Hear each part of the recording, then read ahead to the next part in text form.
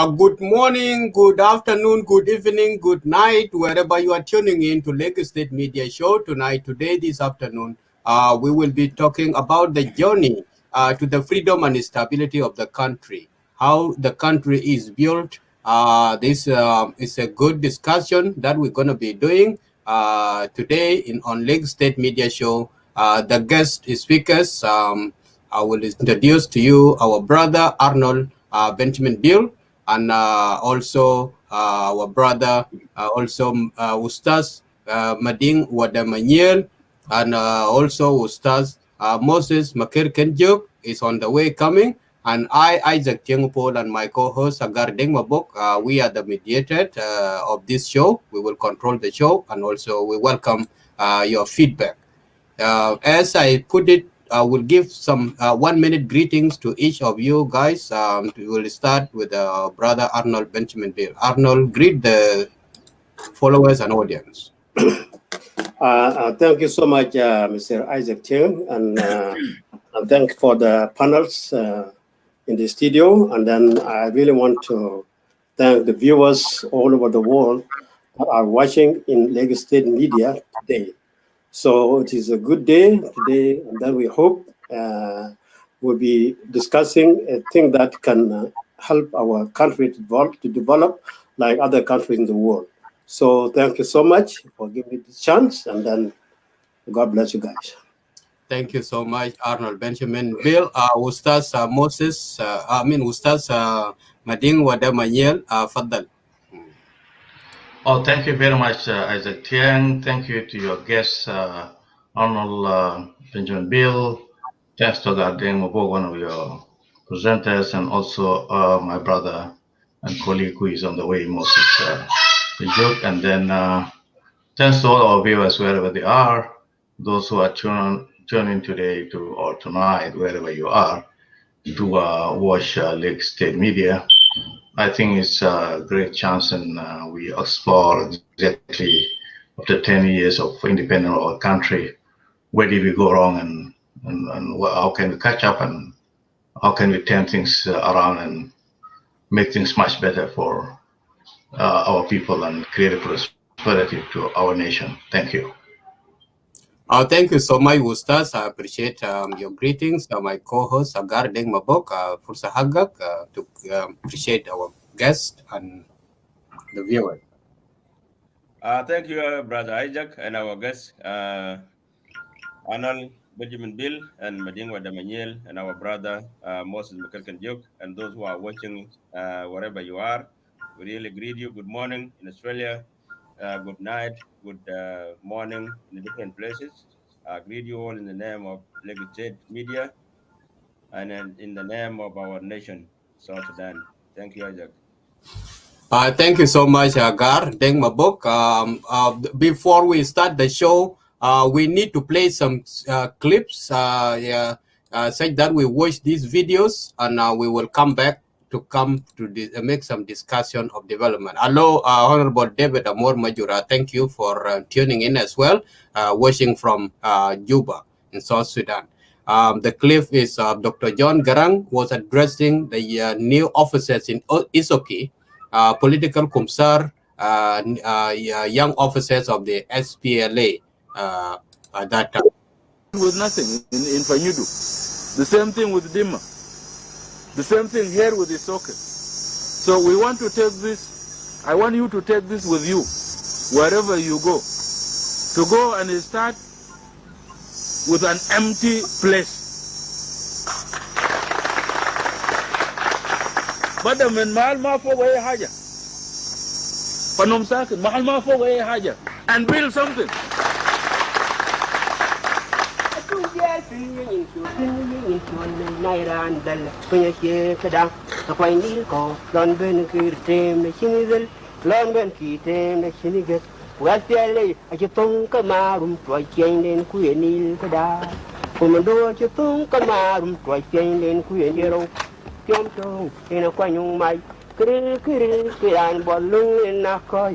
Ran bol were na poli, akere kiran bolung na koi. Ran bol were na poli, kunare pu hirmin, kala hi nura wanga, kran wilmo, This is important. This is the message I really want to leave with you in this graduation. That أمشوا في محلات ما فوق حاجة وبعد حاجة. Because we have no other choice. See, the whole Sudan has really been based on a fiction, on deception. Hakuma is considered to be something that has a heap of resources, a heap of money, under gurush, under imkaniyat. And then people want to take min al-Hakuma. People want to loot. People are using yeshilu min al-Hakuma. And this is, there is a contradiction here. See, Hakuma, there is no Hakuma al-Andu Sha'ab. شعب ما عنده حاجات شعب فقيرة حكومة ما ممكن يكون عنده حاجات because where else will it get things from? It is from the people, it is from production من إنتاج that الحكومة بلغى resources because حكومة in and of itself has nothing. وهنا حكومة ده شنو؟ what is it يعني؟ where is it? There is nothing. There is a government. A people that is poor has a poor government. A people that is weak has a weak government. These are natural facts. Because where else will things fall from? فإلى الناس ينتجوا, then they will have a strong government. It is not the other way around. Our concept of government has been a powerful thing, under hajat, and people want to benefit from it. Should be the other way around. It is the people who must be very productive in order to make my government strong. There is no any other way. And this is the problem that is haunting many underdeveloped countries. Because the administration, al-idara, the public administration, has become the biggest industry in many African countries, including the Sudan. It absorbs a very big portion of the gross national product. Administration should facilitate production. It should provide a conducive atmosphere. It should provide a situation for production. For the new Sudan, beginning with the movement now, because there should be no fussle between the movement and the new Sudan. It is the movement that merges into the new Sudan. Mafi Zamantani, where we will say, Mafi Zamantani, Nena Khalas, Wasalna New Sudan. No, the movement develops into the new Sudan. We are actually already in the new Sudan. Mafi Zamantani Begi. So, the new Sudan and the movement now must be based on concrete production, on real production. We must produce things. Otherwise, we will have no future. Now, by saying that, let us start with nothing and get a lot. This can be done. Some of these places are very productive. Koruchumo is very productive, Marua is very productive, the area between Rad and Fashala is very productive. This is alluvial soil from the Buma Plateau. Anything can grow there. If you grow sesame, simsim has a good international market. Last time, as Comrade Dengar, they produced Mia Shual, but a Simsim, they had a force of about 400 people, recruits, and they were working only with their hands. Mafi Makana, Mafi tractor, Mafi even a plow pulled by oxen. and they managed to produce 100 شوال بتاع سمسم. واحد شوال كان 400 بر. One sack بتاع سمسم is 400 بر. Now, if you produce 1,000 sacks, and this is quite feasible, then you already have 400,000 bir, which is 200,000 US dollars for 1,000 sacks of simsim. So if you produce 10,000 sacks, then you are already talking about $2 million US dollars.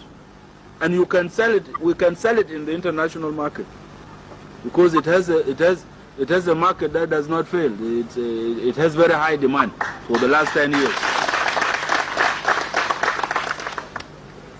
So with the production of 100,000 شوال بتاع سمسم, and we can do this, so we can get $20 million, and we return this back into the areas where it got produced.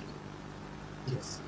So that the people who produced it, their children live better, because it is not going to, this production is not for the movement. I want this organized for the people themselves. الناس في المنطقة ده. So they open their own school, they have a health clinic, they have a small shop where they get imkaniyat with $2 million US dollars. It can develop that small place very effectively, and you will have GNP, gross national product per capita, according to this, will be $500 per ras on the average. The next year you improve. The next year you improve. What how development that? This is the meaning of development. There is no any other way we are going to do it. Nobody is going to come from outside to give us loans, to give us aid. Kalam de mafi. When they come to give you aid, they come to give you aid in order to take more from you, and you become poorer as a result. So we want to organize from scratch, develop from scratch, and this is possible. We have shown it. For 7 years, we have waged warfare without being assisted reliably by any power, by any superpower. Nas UNITA, Nas Renamo get lots of assistance. Nas Mujahideen for Afghanistan, they get lots of money from the United States. The United States gives UNITA millions and millions of dollars per year just to maintain that guerrilla movement. Nobody gives us anything. And we have maintained ourselves for 7 years.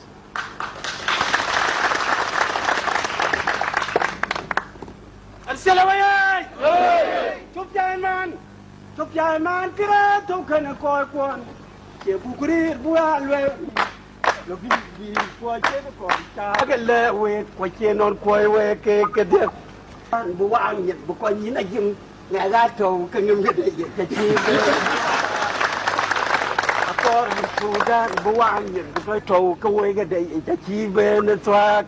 Yanaki and chol, Kabelabel, Pukachen in Kunil. Yanaki and chol, Liwali, Pukachen in Kunil, Kuraka, Kuwong, where you're up, you're in your pay. Garang 1 month, and 1 month more teaching,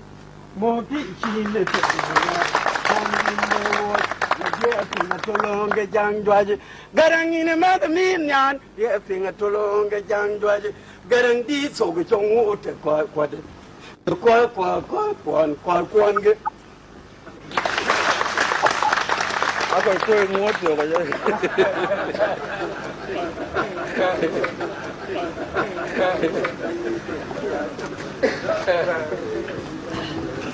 This is just an example of sesame, which is a cash crop.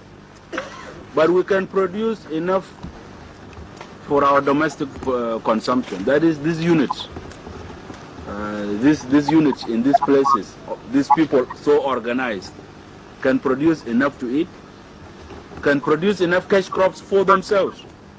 In Buma, I gave orders last time to Comrade Bolmadu to make 500 beehives.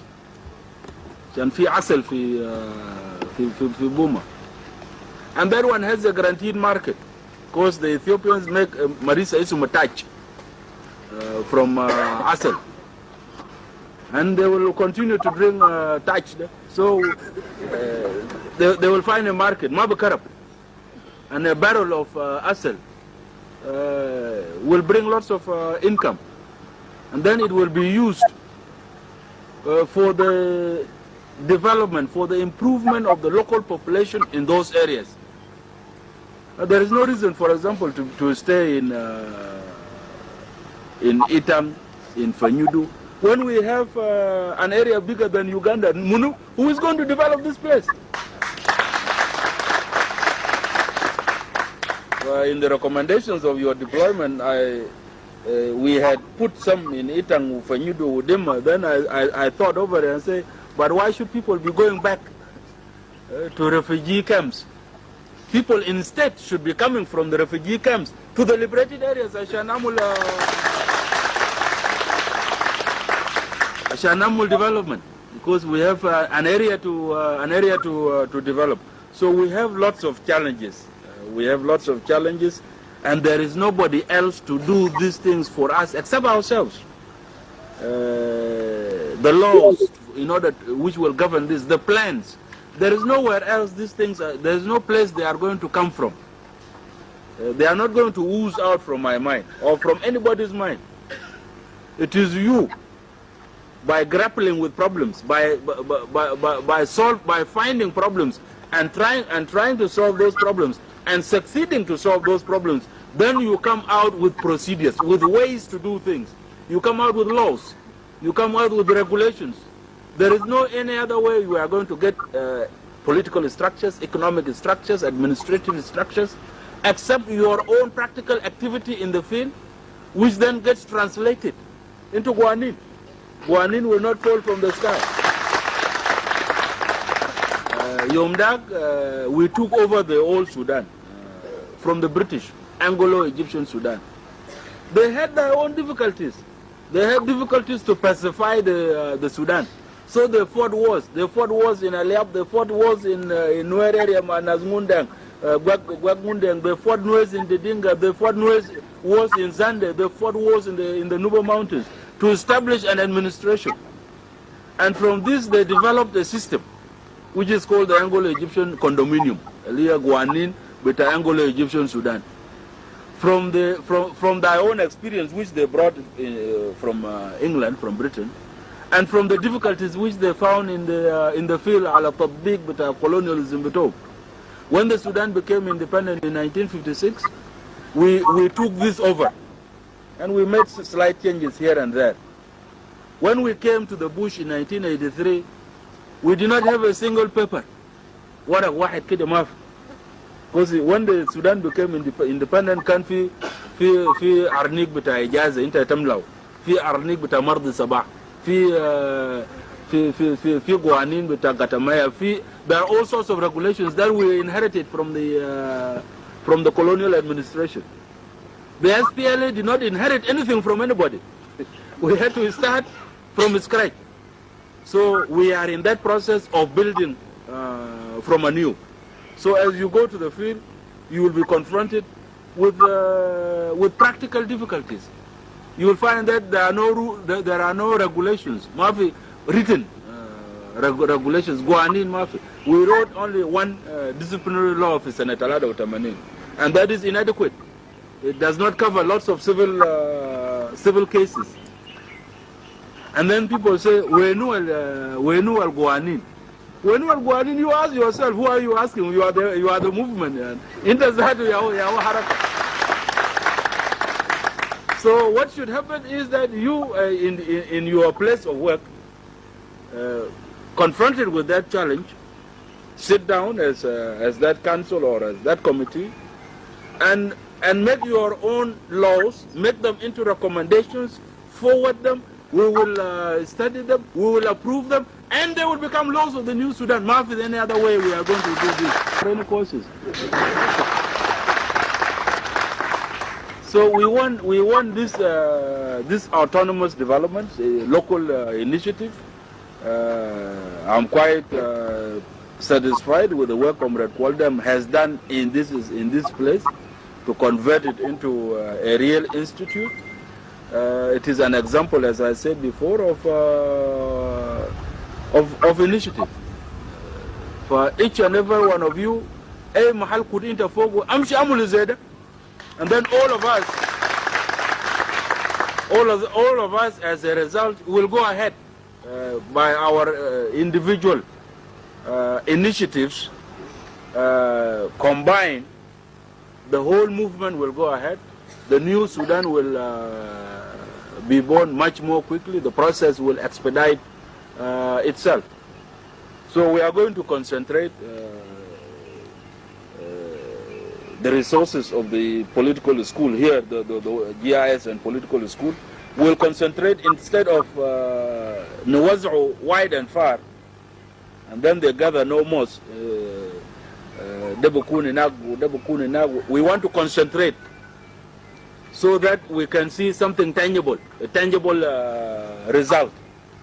This is what we have been doing in beating the enemy in many places. Then we are like the cat. We take the little that we have, and we cut it. And these are the tactics of a poor person, of a weak person.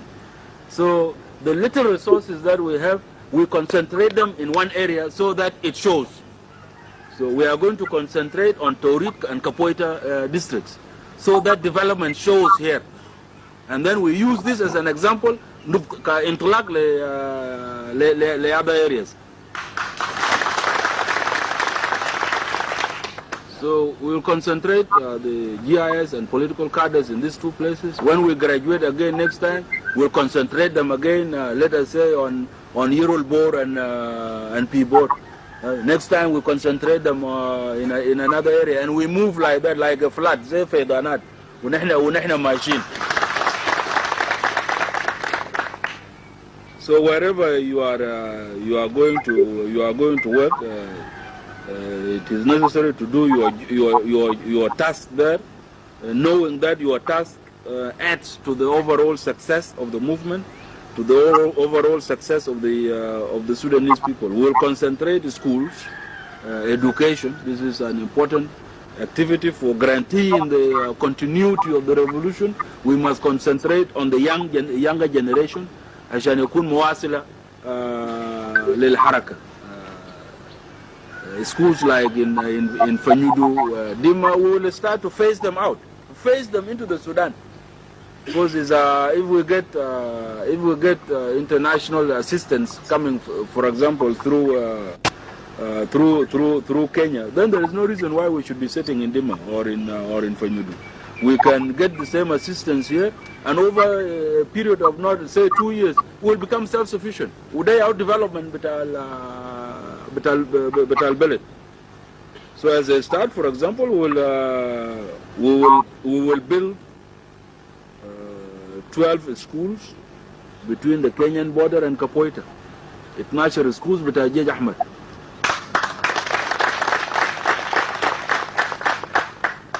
I went and begged some zinc, so there will be permanent structures. We'll get zinc at least for 84 classrooms in these 12 different places. We will make tube. Tube is just the ardea betana de yaube haragu, and it is tube. So there is really nothing to it. So we'll get our construction workers. Some of you are in construction here and will be assigned to that task, so that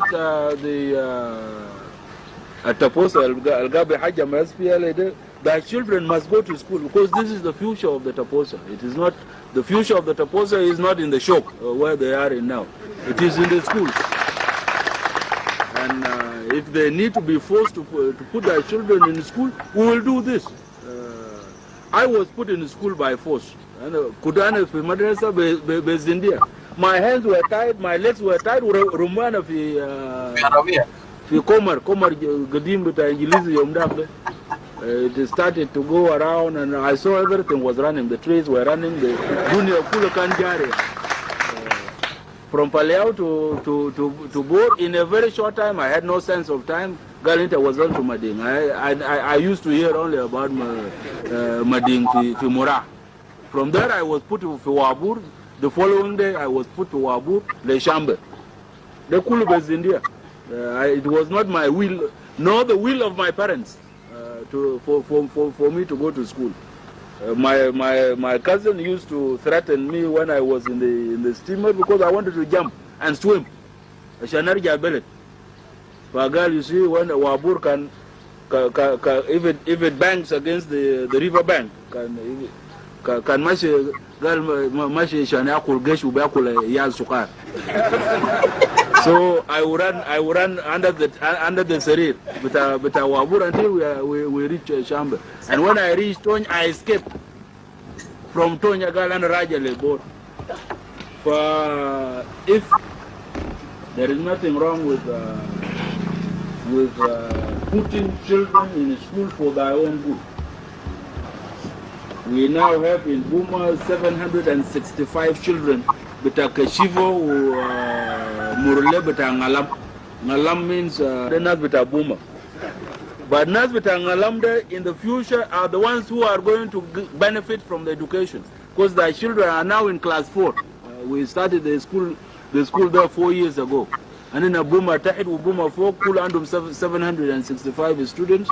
The Kashiva who have never gone to school before have more than 200 of their children fil madrasa in Buma. And they have accepted the school. It is their shifts that are Biasur al-Yala le madrasa. And we want this fundamental change. We want this revolutionary change in all our people, all over the areas that we go to. So we will concentrate. We'll concentrate development resources and put these children in school. They are mustaqbal bita halum, they are mustaqbal bita al-balad. And some of you will be engaged in this revolutionary work to see to it that these schools are built, to see to it that Riyal bita halna fil balad go to school so that we have a great society. We cannot build a great Sudan without educated people. Lazim Nakudial fil madrasa. They are our future engineers. They are our future doctors. They are our future researchers. And we are going to implement this. If we don't, it will not finish in our lifetime, but our children will take it up, and we will go ahead and become a great power here in Africa. Nana Balad Kabir.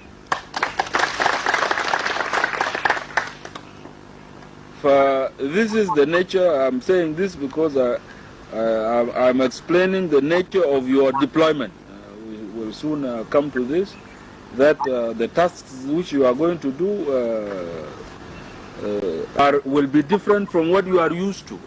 They will be like what you have been doing here in Isoke political school. That is, you will be put in a place where you are asked to play initiative. To do things by yourself and your comrades that are working with you, and we have lots of these things that we can do. We can, and then we talk about Tifi Patalanga. We can rejuvenate this.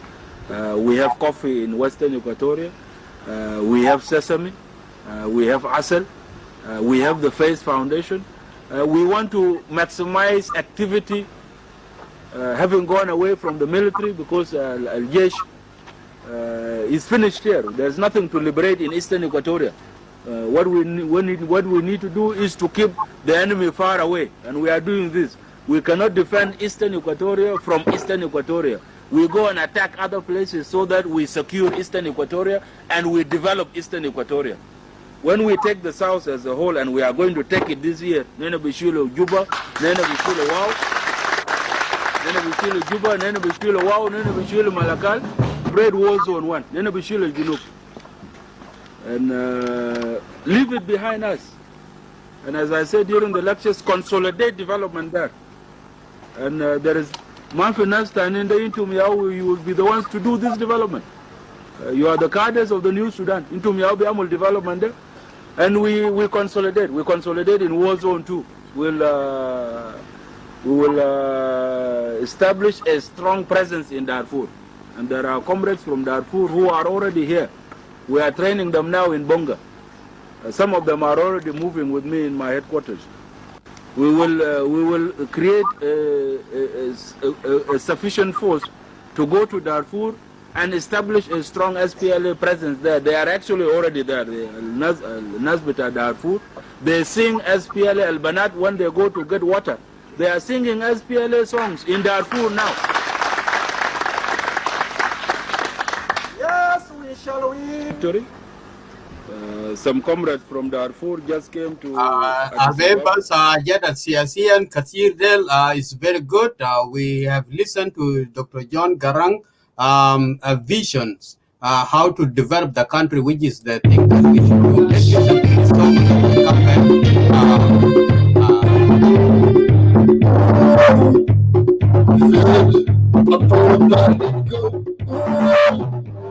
They don't care us, they don't care. The politicians are fighting for their own freedom. Killing us, that young and old are starving. Because they don't care about us. The politicians are hunting for their seats. And public is dying with disease. Insecurity with hunger. Please, public hunters, we are tired of dying. They don't care of us. They don't care. They don't care of us. Young and old are dying. Nobody cares. We are jobless. Nobody cares. They will lie that we are the leaders of tomorrow. Why you always are coming up? We are the leaders of today and tomorrow. The politicians are fighting for their own freedom.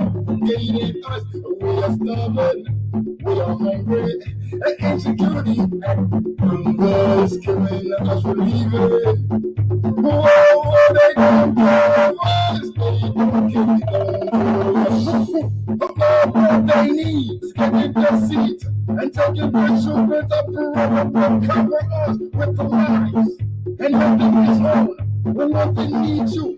Don't worry, choose you. Hopefully that truth will reveal itself in time to come. We bring you with a weapon. They forgot us. Politicians are fighting for their own freedom. Young, we are finished for no reason. Politicians are drinking our blood and forgetting us. They don't care of us. And young, the nation. With all the hard work of 21 years in war, we are tired of war.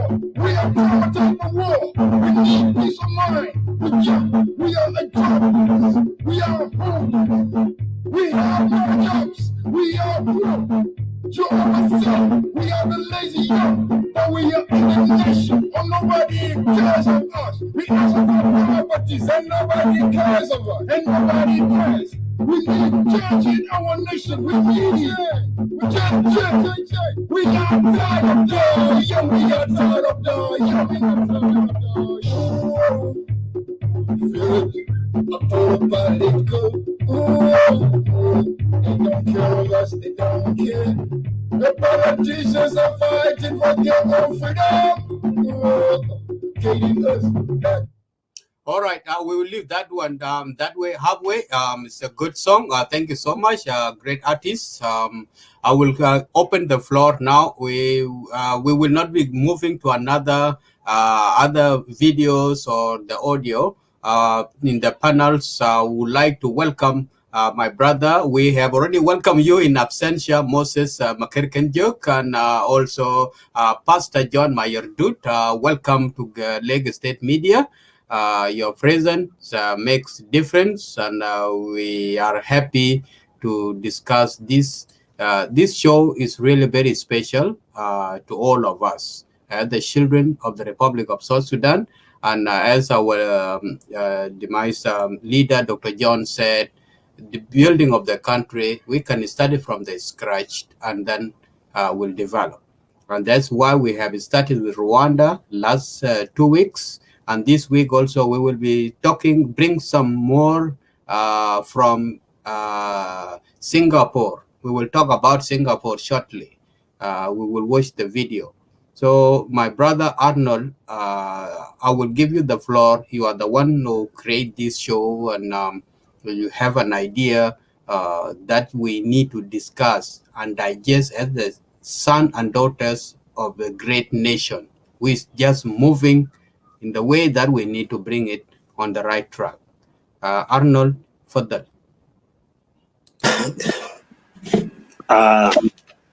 Thank you so much, Brother Isaac. Thank you, all of you, our guests in the panel for this show today. The reason I'm thought about this show, there's a lot in my mind, as well as the other Sudanese mind too. We really need to take this our country from where you now to the next level. Yes. So that's why we create this show. The reason for the show, we are not going to point a finger point to anybody else, but to digest all these things to ourselves and our mind, so that we can help our country to come out from situation is today. So the video actually is a good video, and I like it so much, because when you start from the crash, you have to think what you're going to do. As when we achieve our South Sudan, our politicians really didn't sit down and created what the image would be in South Sudan. I think they didn't do that. But the vision that we have, we lost it with our leader, John Garang. And that is the vision that actually everybody, I have lived in South Sudan, is thought about this and ask ourselves why we get the country. What did we achieve? Did we fail ourselves, or did our politicians fail us? That's the question rise from us today. And to show what we're doing today, we really need help. And we will not get the help from other countries except ourselves. Like John Garang did say that. We have to come out with something that can help our country out from the poor. Like we have been 10 years right now, our politicians, they just creating division among themselves. They're creating SPLA, SPLB, SPLC, SPLZ, all the way around. And they forgot how the people of South Sudan,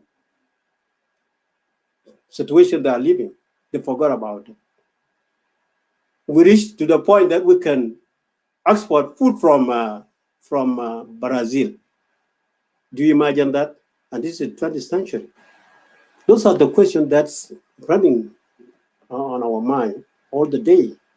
And I don't know the people who are in the leadership and the people who are the politicians right now, I don't know what they are thinking of that situation. Even when you go to hospital right now, you cannot get simple things called oxygen. How many people dying in South Sudan because of oxygen? We don't have even oxygen. Those are the questions. And I think people should learn what our leaders say. We have to start from the crash. I know our politicians will not do that, but we have the power to do that. If we came together and we forgot our division and came as a South Sudanese with all Nuers, Dinka, Moro, Shuluk, all this, because we saw our division, nothing is just only to fail people. But if we come together, and I think we will achieve something. And that's the reason we're doing this show. And everybody outside there are watching. If you have an idea, please come up. Please come up. Help our nation. What we're going to do. Those are the few things I want to say. And then I will leave some chance to our brothers. Maybe they will contribute a little for this show. And then thank you so much. And then I'll come back. Okay. No worries. Thank you so much, Arnold Benjamin Bill, for the brief introduction of the show that we will be running every 2 weeks. We will be discussing this show. We will be talking about Republic of South Sudan, how we can build the country, because the wedding sometimes have an impact in everything. Our brother Moses Makirkenjog, you came a bit late before we introduced you to the audience in absentia. I would like to begin with you, say that you greet the people and you drop in your word, and then I will move to Ustaz Mading Wadamanyel for that. Ustaz Isaac Tiang, I would like to greet you and greet all the panelists, and I would like to greet our viewers of Lake States. Thank you for watching, and please share um, this video. I thanks my brother Bill. The question that came into my mind when Bill was talking is that, do we have a government in South Sudan that is willing to listen and receive some ideas from people in diaspora? I will leave that for them to answer. But for us, we have a duty as South Sudanese. We love South Sudan, whether we are in diaspora or back home.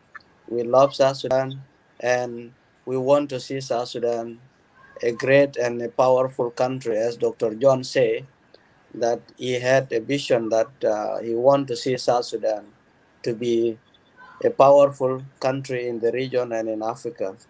Yes, we know that if we ask ourselves today, is South Sudan a powerful nation after 10 years now in the region, in Africa? The answer is no. We are still struggling with the basic needs. We have not set our house in order even to talk about being a power in the region. I will just summarize my points, my my opinion in points. I've watched Dr. John video many times, and I hope people in South Sudan TV can play that video.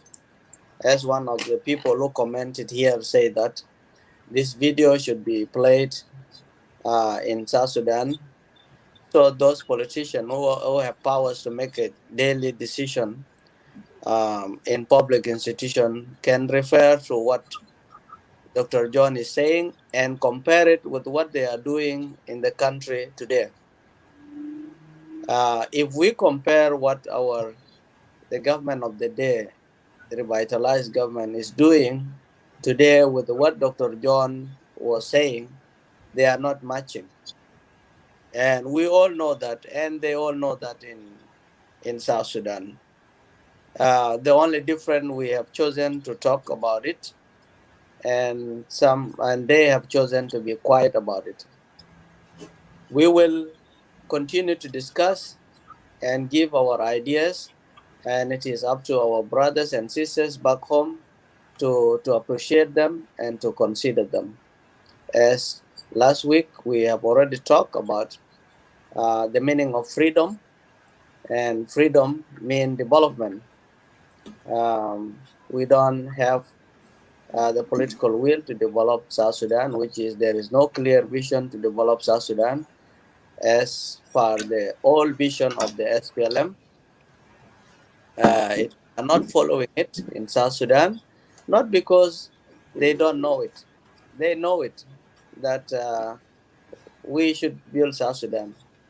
They know all that we know, but there is no political will to follow the vision of Dr. John that says taking towns to villages and development and peace through development. So those were the key points of Dr. John in his speech. He meant that when we're starting from scratch, we have to start from Boma and Payam, where the most underdeveloped South Sudanese people are living. And if you go now to South Sudan, I've been to Lake State during referendum. I voted in Rumbek, in Medan Horia of Rumbek, Freedom, the square of Rumbek. And I've lived in Rumbek there for 1 month. That was during referendum. And I was in a Gergum and McCoy suburbs. And I saw a Gergum second primary school in Rumbek. And I was nearly crying. There's nothing in a Gergum school in Rumbek. That is just one example. There are no windows in the classes. There are no even good chairs or bench for Yes. Yeah. students. There is no good blackboard or even whiteboard. And student can enter into the class through the windows. This is a Gergum um, um, school in Rumbek. And the same example is in most states. And I was shocked. We did not start from scratch as per se, as Dr. John said. We started from producing 300,000 barrel per day. And up to right now, we are producing 125,000 barrel per day right now as I'm speaking. And times 365 days a year, we have 45 million barrel per year. Let's say 60% will go with the companies and the pipelines and Sudan. And if we are left with 40% of that income, we cannot say that we are starting from scratch. We are starting from somewhere. That is just oil revenues. And I looked yesterday into the Minister of Finance website, the National Minister of Finance website.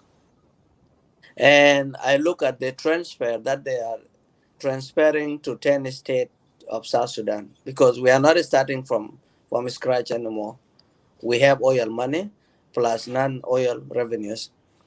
So what I found there, and you can find it in the fiscal year budget of 2021, which is still operating now, because the president has issued a presidential order to continue with the budget because of the COVID, to continue with the last year budget. So what happened? You will find that the biggest states like Northern Barakazal State, Will, and Jongule and Lake State are given the same budget like Bibor area and Abia area and Ruang area. Could you imagine this? We in Lake State, we are given 17 billion South Sudanese pound per year for our schools and health services. And Bibor is given more than Lake State. Greater Bibor area is given 18 billion South Sudanese pound. And what I'm saying here is in the National Ministry of Finance record. It is for public consumption.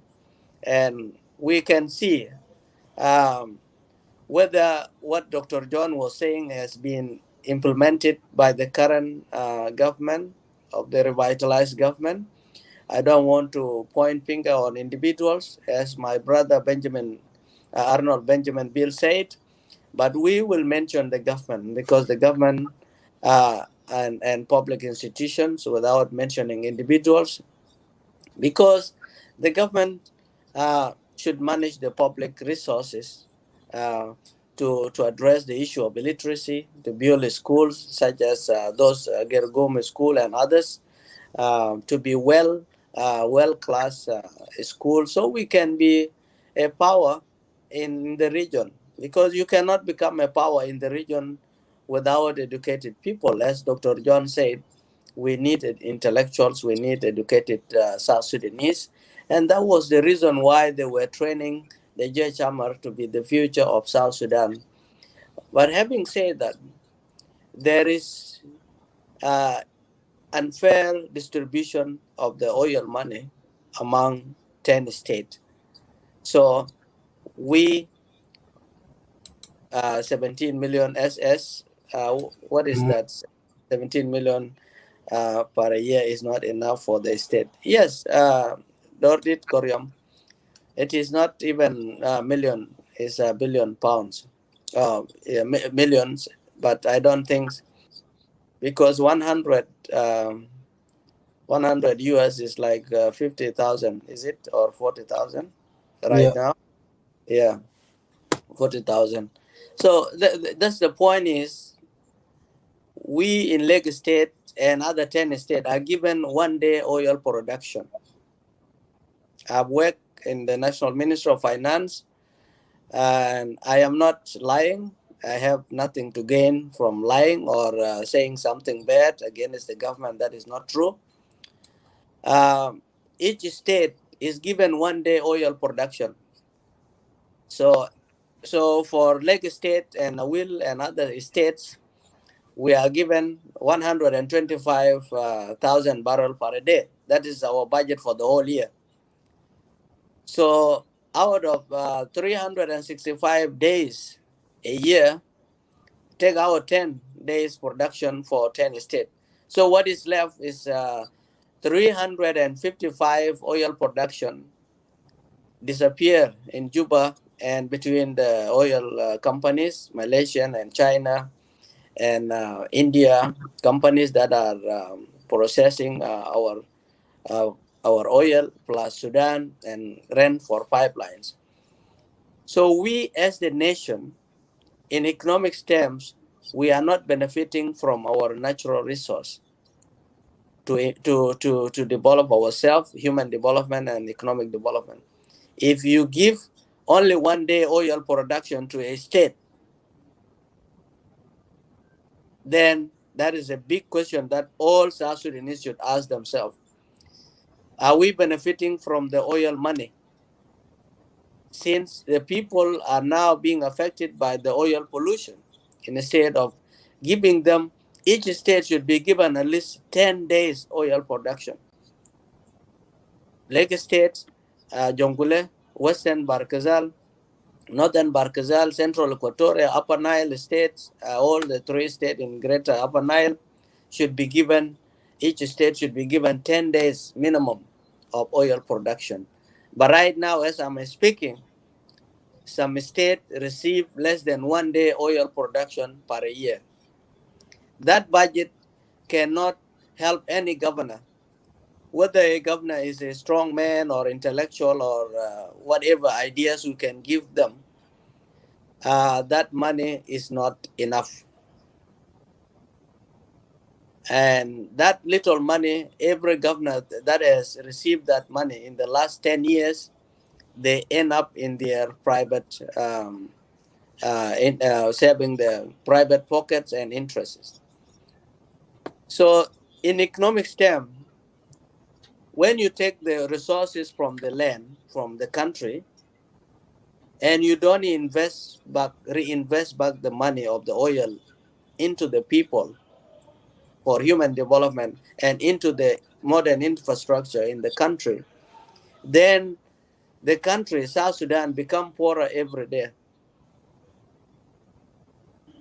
The only way we cannot continue to promote poverty in South Sudan is to utilize these oil revenues to invest in schools, just secondary schools.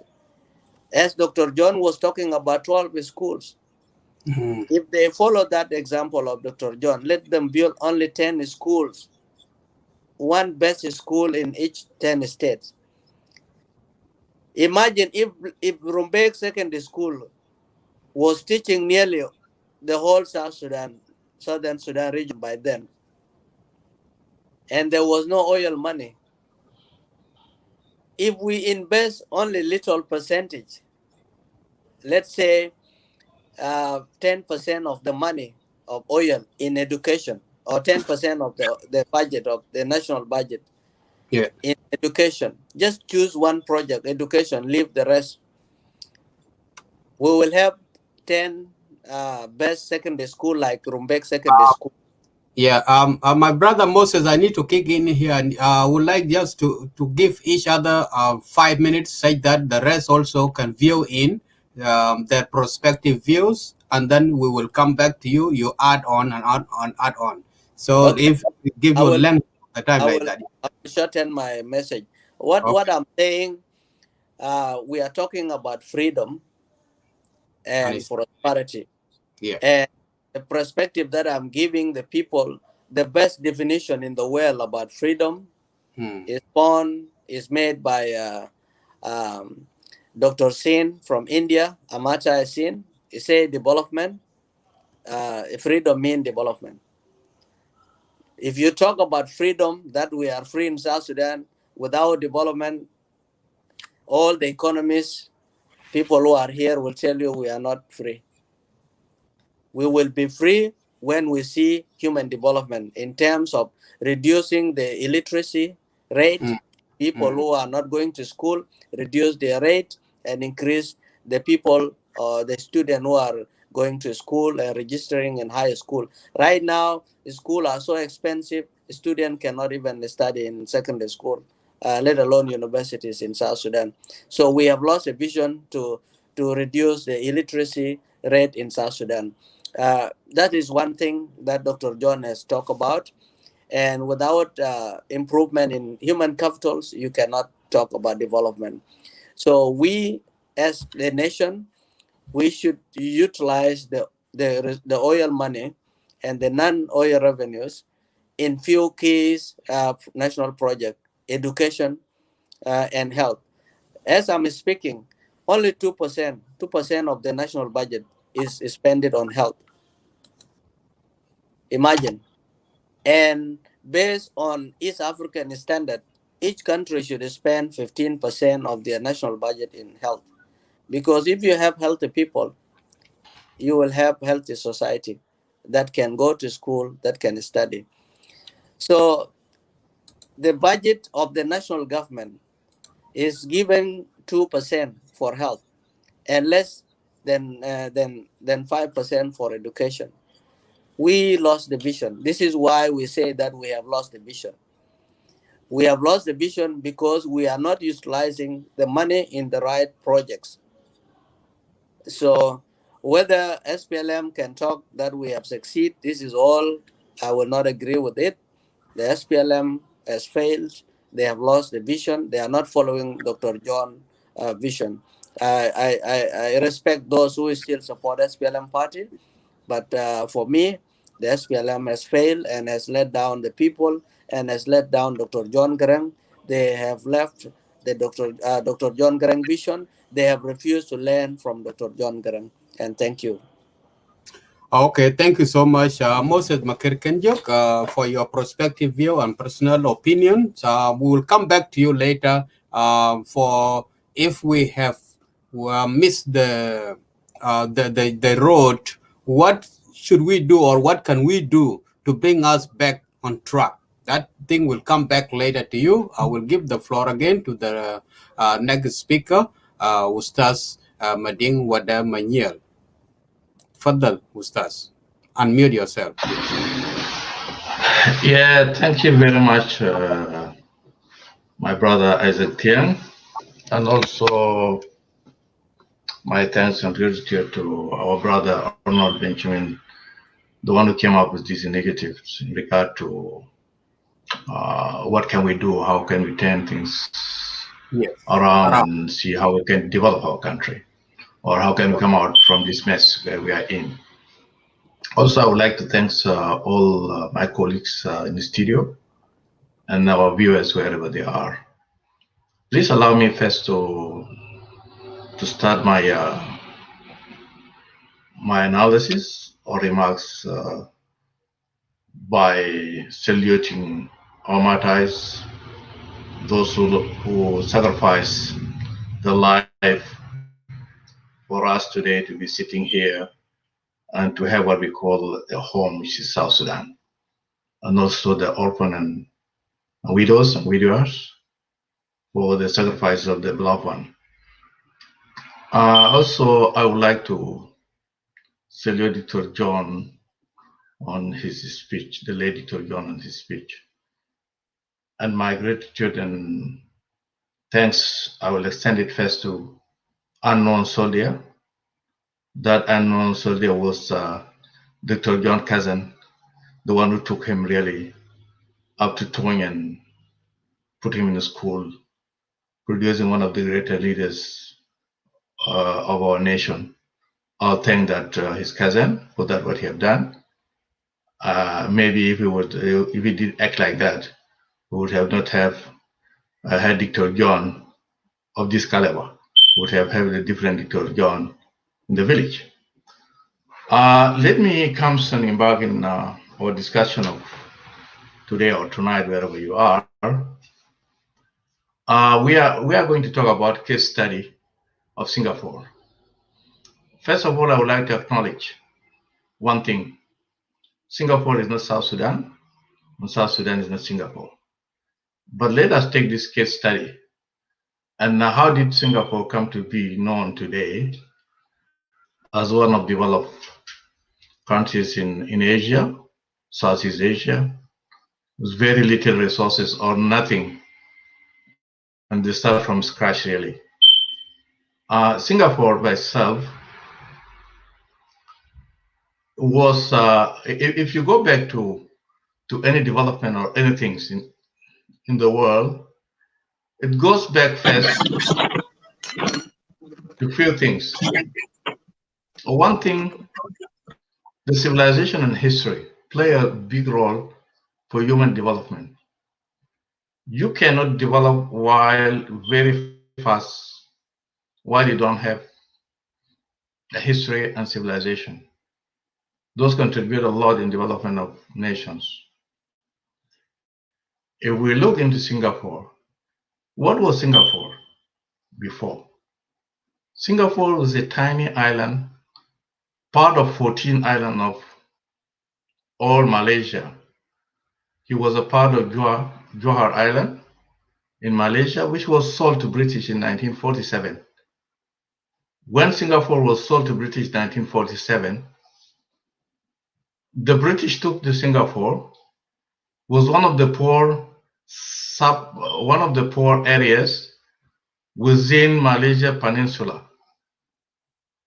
The British took it as a pathway for the ships between Southeast Asia and the rest of the world.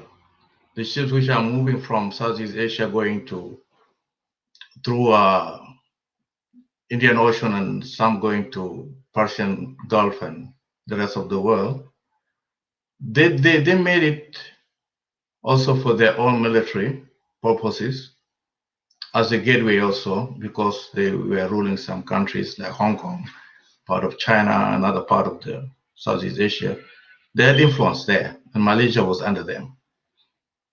Out of these 14 states, what British did, because of conflict within the Malaysian and Malis people, they were regarded as some of the laziest people in the world, in Southeast Asia.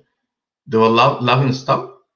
People loved on them because they were not more productive.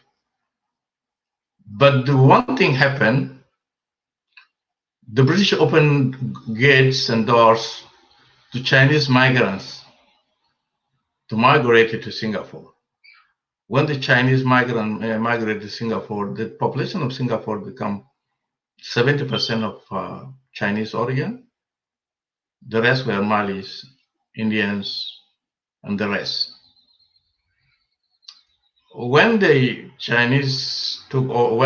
British took over the Singapore, and they decided later to give freedom to the entire Malaysia or independent, Singapore became part of that. And by the way, the total population of Chinese population in Greater or in Malaysia before independence of Singapore or secession of Singapore from Malaysia was 2%, but they were controlling 82% of the economy of Malaysia. And Singapore, because it was very poor, the Malaysians, they decided to give to Singapore freedom. They say we don't want you anymore. And this is one of the very rare cases in the world. The majority said we don't want the minority because they are poor. Usually the opposite happens. The minority struggle for their independence from the majority. But in this case, the majority said, no, we don't want you Singaporeans and Chinese islands, sub-islands, you are very poor because it's very small island, tiny island of 710 square kilometer.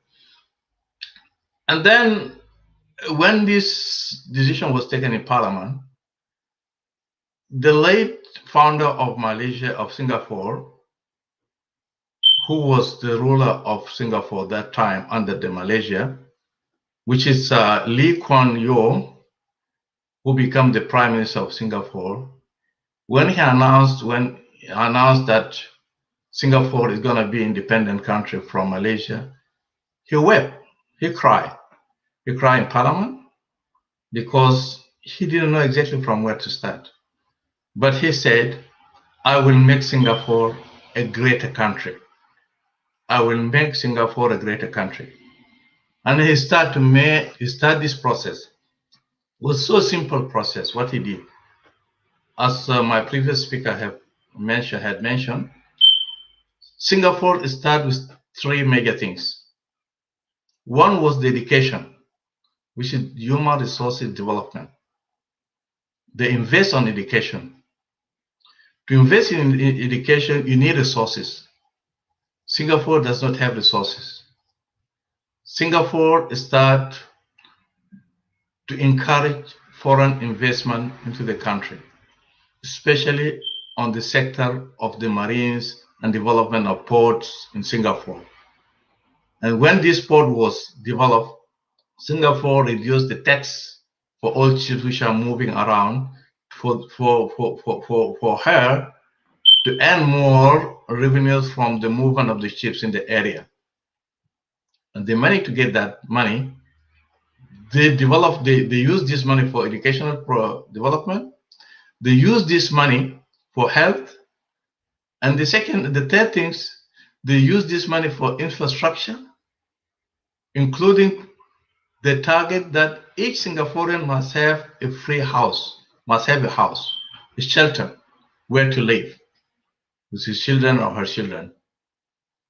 With this education, when the people start, not just education, quality education, he brought teachers from overseas, established more advanced schools, and they start to utilize the resources they have. The other things, which is the milestone, which I think the Prime Minister Lee achieved in Singapore, he put employment based on merit, regardless which ethnicity you belong to, being a Chinese or a Mali, or being an Indian, or being a Muslim or a Christian, or a Buddhist or a Hindu, it doesn't matter. He took the cadre with more educated and employed them according to their merits, according to what they have. He managed to come up with Singapore, and he moved to second stage, which is technology and innovation, because once you have educated people, you can embark in technology and innovation. And in the early 80s, he opened Singapore to be a free trade zone, where he encouraged most of the companies, electronic companies, to go to Singapore, establish their businesses. When they start establishing their businesses, they start to work hard, and they start to export things like videos, tape recorders, electronics items, goods, to different parts of the world in a very cheap price, accessible to everyone, like what China is doing at the moment, and the money to earn more money for the development in their own country. The other thing he put into consideration is the health of the people. But the health was not only building hospitals, but providing environment. Singapore, although it's a very small country, one of the most cleanest countries in the world. environmentally, one of the cleanest countries in the world, because providing a good environment, cleanness, clean water, clean air, that produce a good health to the citizen, and healthy citizen, they can be more productive. And I think Singapore have done that, and they succeed in that avenue. The other thing they did, they opened their economic, and they invite most of the investments, banks, and financial institutions, in which that Singapore today become one of the safe haven financially in Southeast Asia. Where what he did, he reduced tax, he made the movement of currencies and freedom of economic movement and finances. The Singapore Stock Exchange at the moment is the second largest stock exchange in Asia after Tokyo Stock Exchange. Although the country is very tiny, very small, but he managed to do this. By the time Chairman or Prime Minister Lee retired from politics after he ruled Singapore around 27 years, Singapore was one of the leading economies in Southeast Asia. The individual per capita, one of the highest in the world, not the highest, but one of the highest in the world, was between 36 to $57,000 per capita for one individual in the country, which is one of the highest. And that trend continued until today. And we could see how this country, from nowhere, from no resources, become a mighty economic house in the region. I think we in South Sudan, if we have a plan and we have a vision, I think that is achievable. But the issue of the vision is not the entire people only, it's the leadership. You must have something you want to achieve. And I will embark very, very quickly to make some remark about things happen also in China, although it's not a Chinese day, but I will make a remark about that. When Mughal rules, which is Mongolia today, ruled China for more than 300 years, China became one of the backward countries in the region, in the world that time. But when the Ming dynasty family took over, which are the Chinese, what they did, that was in 1368 to 1644, the Ming family dynasty said, we want to make China great again. And in fact, some people that are surprised today about China, why China, one of the developed countries. China, by that time, during that dynasty of Ming family, China was the leading economy in the world. China used to produce 1/3 of the food of the world, the entire world. Commercially, China was very powerful. China used to have 14 ships at that time. British used to have only 3 ships only. And China was controlling the whole seas and oceans with their own products. China did not start today. My last remark is the way we look into issues with the South Sudanese. And this is my own things, the way that I look into it. We always have something to say. Yes. When you meet a young boy or a young girl, you will tell him, oh, you work hard to be like your father. That is totally wrong. That's not the ambition. You should tell him you should work hard to be better than your father. Not you work hard to be like your father. Yes. And if we think in that way, we will be in that cycle of non-development, because if our father was told that to look like his grandfather, my grandfather was told like that will take thousands of years for us to develop, because we cannot live in the same cycle. I am very happy to see my children are much far better than me. Yes. And that's the way people progress. You can't just kill the ambition on those people, young people, to tell them you want to be like your father. And if his father is not a successful person, they will say, oh, let me be like my father. Why should I work hard to be better than my father? But I encourage the young people, please work hard, be much better than your parents, be much better than your father. I will stop here and I will give a chance to the others. Later, if there's any chance, I'll come back also to make more remarks. Thank you. Thank you so much, Ustaz Mading Wada Manyel, for your remarks and prospective view. So welcome, and we would like to have a little break with the song from our sister.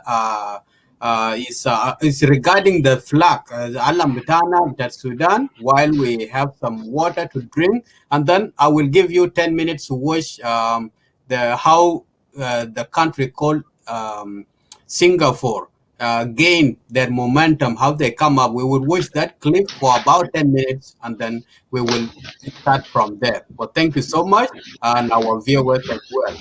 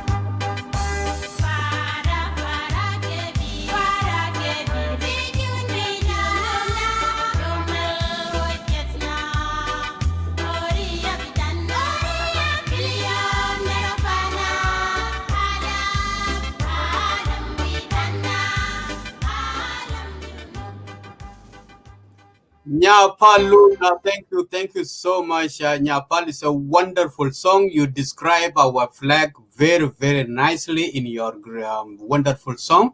Alam al Junub, Alam al Shabna, and that is the meaning that we are here. I would like to address our viewers and those who are requesting the link. I will pin down the link for you now with some conditions that I would like you to come and follow the track.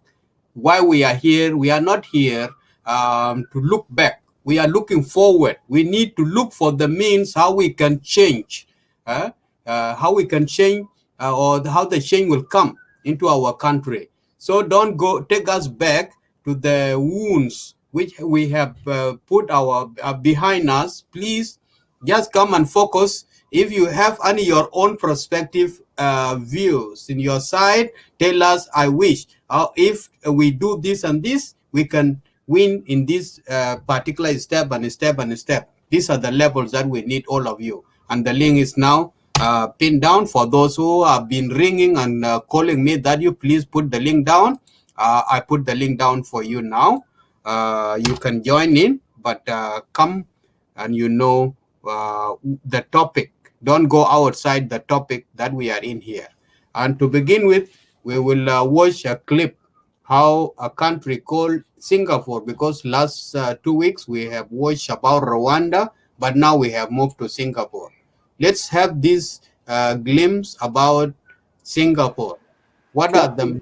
Yeah, before we go, actually, I want to thank Mr. Mading, my friend Mading, the way he explained it. Actually, this is the way we need. Mading brought everything correct. So what we need from this show, we really need every South Sudanese to see this and then to take out from the show what the benefit we're going to get from our country. This is not just a show. It's something that we need to progress. So that's why I just want to say, and everybody need the links. The links is there, and then we can share. You can share your view in the link. And thanks. No worries. Thank you so much. Yes, let's watch this clip.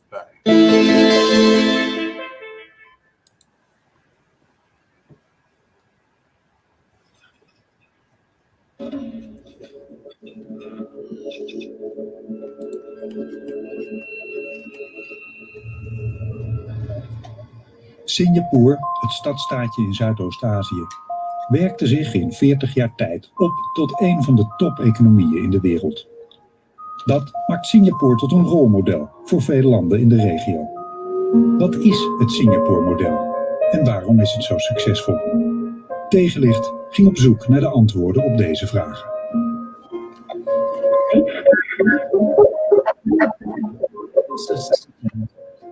In human history has improved the standard of living of its people faster and more comprehensively than Singapore has. Next station, Kangkar.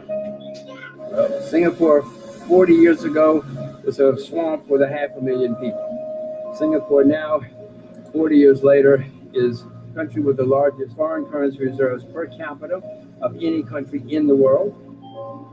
Next station, Rumbia. It's very practical and concerned with things that you can see and you can count. Next station, Bangkok.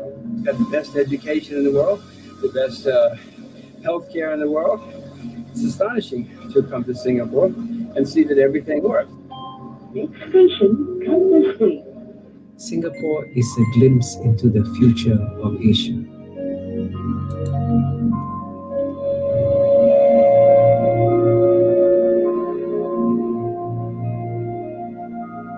We reisden mee met Kees van Leden, oud-topman van Akzo Nobel, commissaris bij Heineken, Philips en de Amerikaanse zakenbank JP Morgan Chase.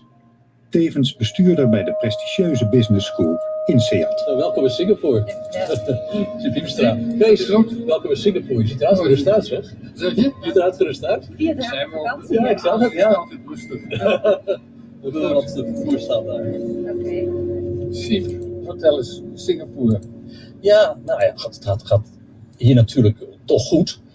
Wat je eigenlijk een beetje ziet op het ogenblik is dat iedereen afwachtend is. Maar ik heb nog geen vertraging gezien. Het is niet dat ik ook maar iets zie in vertraging. Nou zeg, en onroerend goed, ieder 10 jaar verandert hier de skyline. Dat zou wel wat minder zijn. Nou ja, dat toen bekend wordt dat de beurzen hun waarde verloren. Dat je ziet dat de goedmaatschappijen, je ziet dat een aantal grote jongens duidelijk niet meer zo goed functioneren. En die hebben veel verloren. Nou, het maar een beetje bier verkocht. 7 bier verkocht. Oh zo.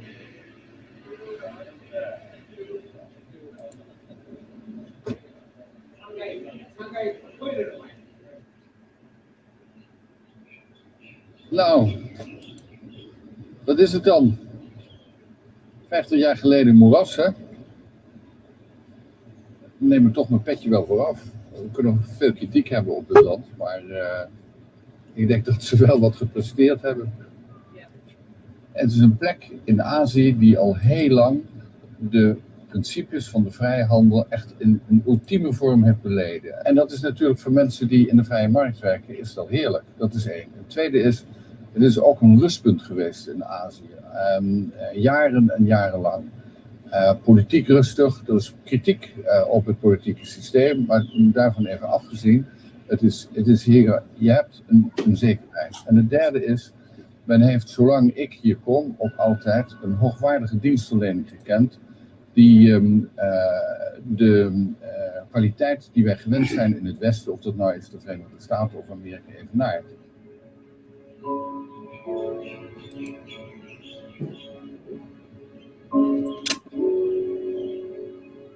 When Singapore was born in 1965, it was expelled from Malaysia. Everybody said, including the leaders of Singapore, that Singapore was going to become a failed state because Singapore was a city, like a heart of a body, detached from its hinterland. Now, when you take the heart from the body, the heart dies. So everyone thought that Singapore would die. And it has become an absolute shock to Singaporeans that we've ended up having the most successful state in human history. How did we do that? It was because we had extraordinary leaders. Whoever governs Singapore must have that iron in him, or give it up. This is not a game of cards. This is your life and mine. I've spent a whole lifetime building this. And as long as I'm in charge, nobody's going to knock it down. We gingen te raden bij Lee Kuan Yew, de autocratische leider van Singapore, die het land in 40 jaar tijd met straffe hand naar economische bloei leidde. Misschien kan hij ons uitleggen wat het geheim is achter het Singapore-model. Why are the Dutch interested? We want to reorientate ourselves and look at different parts in the world and see how they organized it. Okay. If that's okay with you. People can understand English. Most of them do. Yes. How would you describe the Singapore model to a Dutch audience? I cannot describe it. I can only tell you how it evolved.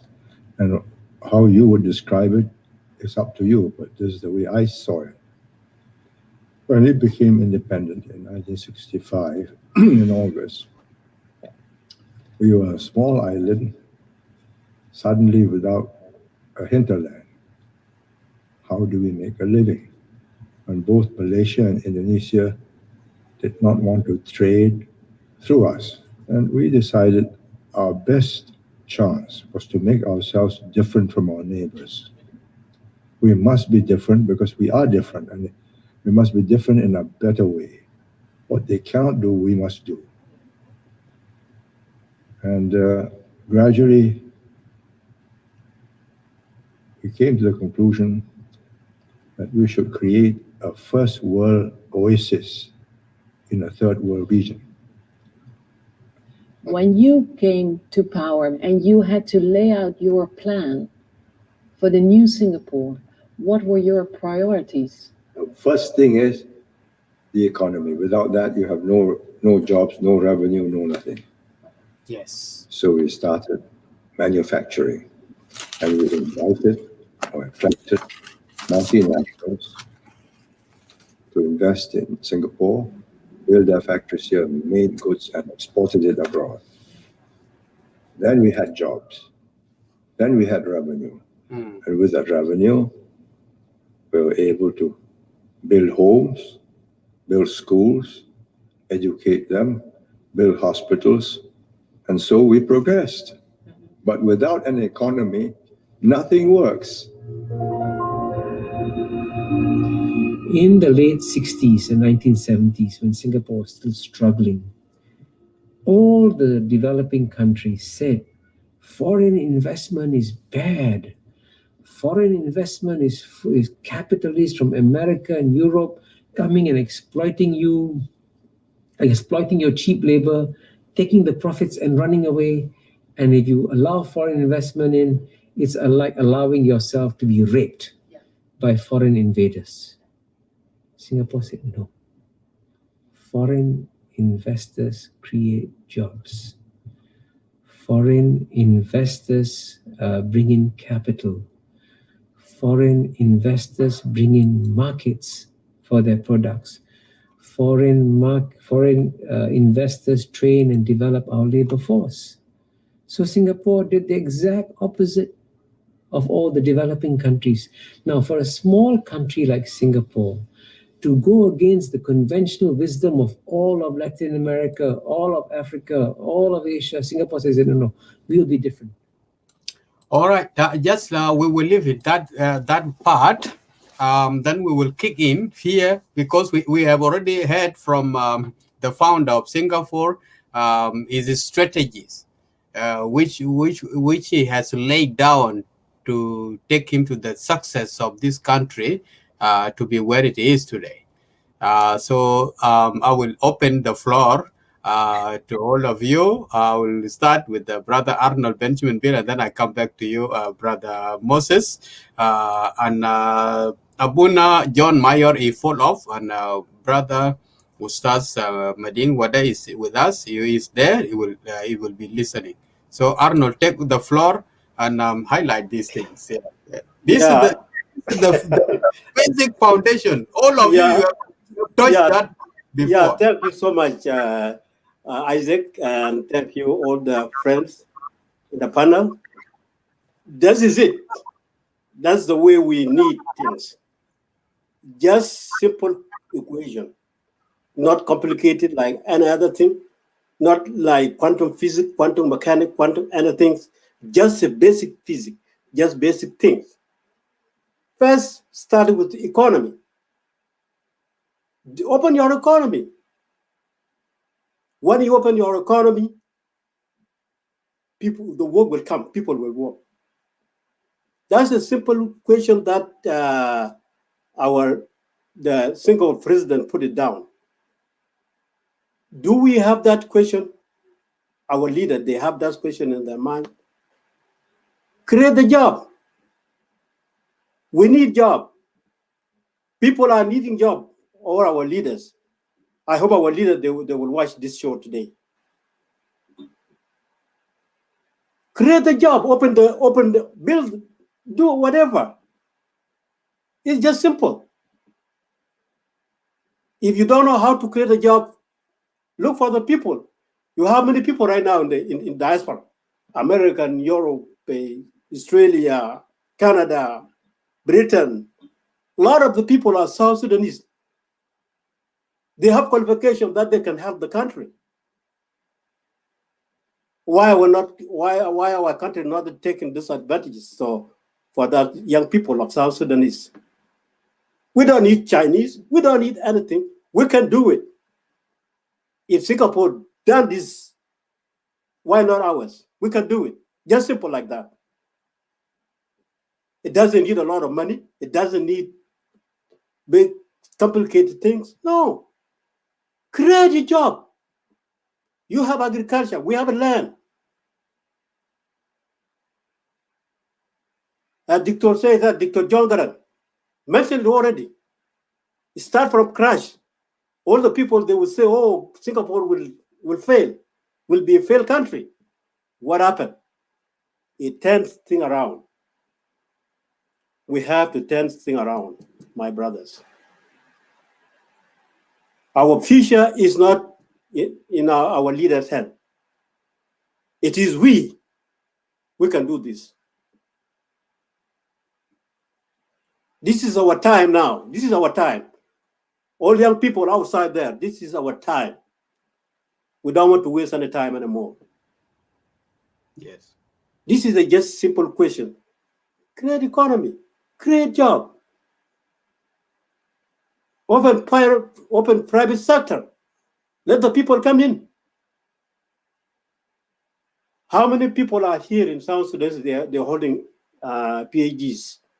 How many doctors? How many engineers? How many? How many of them? and they cannot go back home because there is no any job there.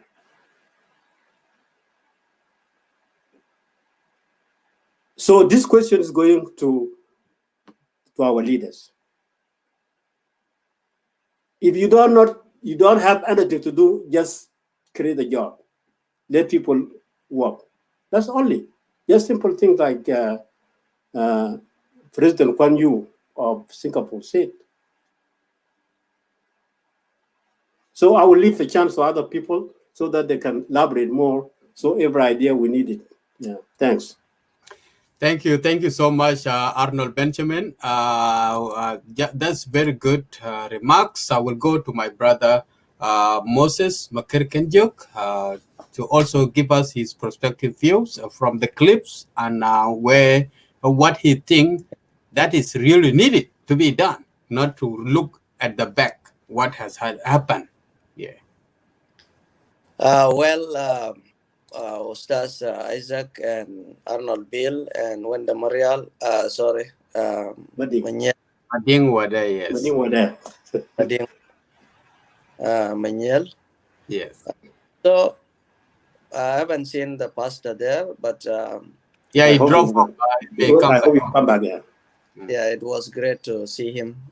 Mading has touched very well about the background, how things started in Singapore. He has given us in-depth about the beginning and of Singapore, and we have learned a lot from the video. As my brother Arnold Benjamin Bill has put it clearly, there is a formula for development in the world. You don't invent your own way when it comes to economics development. Yes, we are talking about freedom, but without development, there is no freedom. What we have seen in Singapore is that people have traded off some of the political rights to get their economic rights. For example, the Singaporean focus on economics as the top priority in the state of democracy and other things. Because in a real sense, in the world, the real world, economics is the driver of everything, not politics. But we have done the opposite in South Sudan. We focus on politics to be the driver and guns to be the driver of everything. We want to do things through guns, through violence, instead of focusing and prioritizing the economy. Because even human rights start with breakfast. That's what the president of Singapore, of Senegal said. Human rights begins with the breakfast. If a child has a breakfast in the schools, then that is human right. How the question Singaporeans have asked themselves, the government and the people, is how do we make a living? How can we survive as a people in South Sudan? South Sudan, since independence, we have been overrated. Our success has been overrated. The Singaporeans were undermined. You see, underrated. They were considered as they will be a failed state. South Sudan in 2011 was overrated that we will be a successful state. And now we became the Singapore that was underestimated. We actually became the failed state. As I'm speaking, in terms of economy, we have a bankrupt economy. Economy that is not diversified in manufacturing as Singapore was doing, and in agriculture. If you cannot diversify the economy to have agriculture as the foundation of the economy to create jobs in agriculture and manufacturing, you cannot talk about any development. So we are blessed in terms of resources more than Singapore. This is the fact. Nobody can deny this. Because South Sudan is bigger than Japan. It's twice Japan. So if you divide South Sudan, it will be 2 Japan. And Japan is bigger than Singapore. So when I went to Japan, Japanese told us that South Sudan can only build 3 big cities and put the whole population of South Sudan 3 big cities. Yeah. And the rest of the land of South Sudan will be for food production for the whole world, not Africa. Even if we don't have oil. Because if South Sudan is twice Japan, and we can see where Japan has gone, which means it could be 4 times Singapore. Singapore is just about 40. An island. Yes, it's an island that is approximately 40 square kilometers. Yeah, it's small one. Let's overrate it. Let's say South Sudan is 4 times Singapore. South Sudan is equal to 4 countries like Singapore. Yes. So if we just build 3 major cities with that oil money plus agriculture and keep the rest of the land reserved for the future generation of South Sudan, we will not just be a great country or powerful country in the region, as Dr. John say in Africa. We will be a great country in the world. Exactly. Because we have 12 million people. Japan has 120 million people. This is 12 times the population of South Sudan. يعني 12 مرة. And 12 times the population of South Sudan, that is Japan. They are living in half of South Sudan.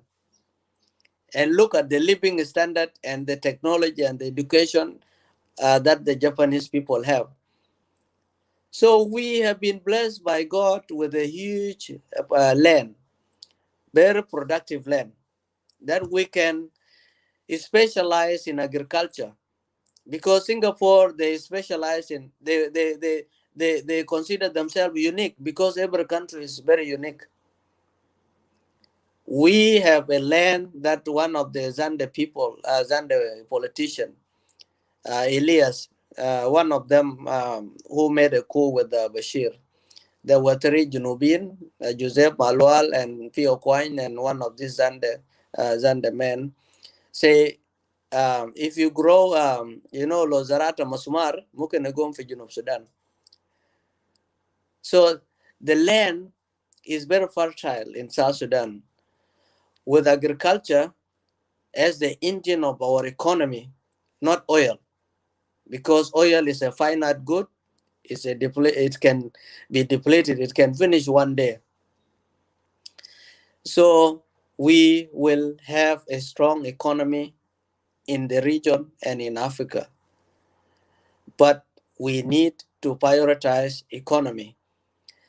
One day, the former Minister of Finance asked a question in the National Minister of Finance, Salvatore Garemabodit.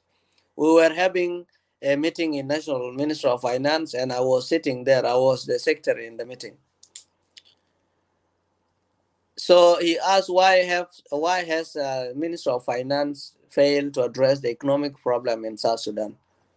So Salvatore Garemabodit asked this question in the boardroom in Juba, and most people talk, and I raised my hand, and I say, Honorable Salvatore Garemabodit, our National Minister of Finance is making political decisions in Juba, not economic decisions. For a National Minister of Finance to be effective, to help in development in South Sudan and to make the government successful, the National Minister of Finance must make economic decisions, not political decisions. And he did not like my question. He went and tell the people that I want to sack Moses, but I don't know how to do it. So let me go into personalities, but until we get a national minister of finance, Yeah. that Yeah. takes that make economic decisions in terms of utilizing the national wealth, the oil money and non-oil revenue. If you make economic decision to invest in education and health, the economy will grow, because the formula of development is simple. You save the oil money, invest them in national projects like schools and roads and agriculture, then the economy will grow. If the economy grow, it will create jobs for youth. And with that jobs, you have income tax and company tax will come to the government, that as a revenue. As the economy grow, you will have development. So it is a simple formula that the world is following, most countries. It is investment of the oil money that we have and the non-oil revenues, plus creating jobs. That is growing the economy. If you do that, as my brother Arnold has done, the youth that are engaged in the army and wars in the rural areas will be engaged in productive economic activities. Right now, our youth are engaged in unproductive economic activities. Correct. They are engaged in war. And the sad things, our leadership has kept the young people to be the reserve in the army, so they can be Matianganyor. You see, Matianganyor is all young people. White army is all young people. Taking that engine of the economy and making them as a white army is a great loss for generation to come in South Sudan. Taking those young South Sudanese and putting them in Matianganyor is a great loss for the economy of South Sudan, because economy is about humans development. Because when you talk about illiteracy, educating humans, and having good health so people can have long life expectancy, you are talking about human development. That is part of the development, because you can have economic development that must be translated into human development, having good living standard, food on the table for every child and every human being in South Sudan, so that food cannot be a prayer request in churches in South Sudan. As I'm speaking with you, people pray in the church. I was about to tell John, have people stopped praying in the church for food? No. Up to today, because we have mismanaged of the economy and national resources, people are praying for food in South Sudan. So we need to learn from the best practices from the countries. That's what I say in the first series, that political will, we need that political will from our government to learn from best practices around the world. Yeah, last time we watched from Rwanda, we should learn from their best practices. And today we have watched from the experience. There are lessons learned from Singapore, that is to start from the economy, prioritize the economy. Final point to give the chance to my brother Meding. When you look at how we are managing our national resources, which is the billions of oil money, not millions. When people do the budgeting, they don't prioritize the economy. They don't put the money in national projects that will grow the economy. They put the high percent of the number of the money on the army. The army, if you want to buy more guns in the country, the economy will not grow. Like I've seen a recent video, our leadership were complaining. There is an interview to His Excellency President Salva Kiir Mayardit. He was interviewed in Kenya, and he was complaining that the army the joint army will not be graduated. The joint soldiers will not be graduated because we don't have guns. With due respect to his opinion, I would like to appeal to the government of South Sudan. The guns are not the priority, are not economic priority of South Sudan.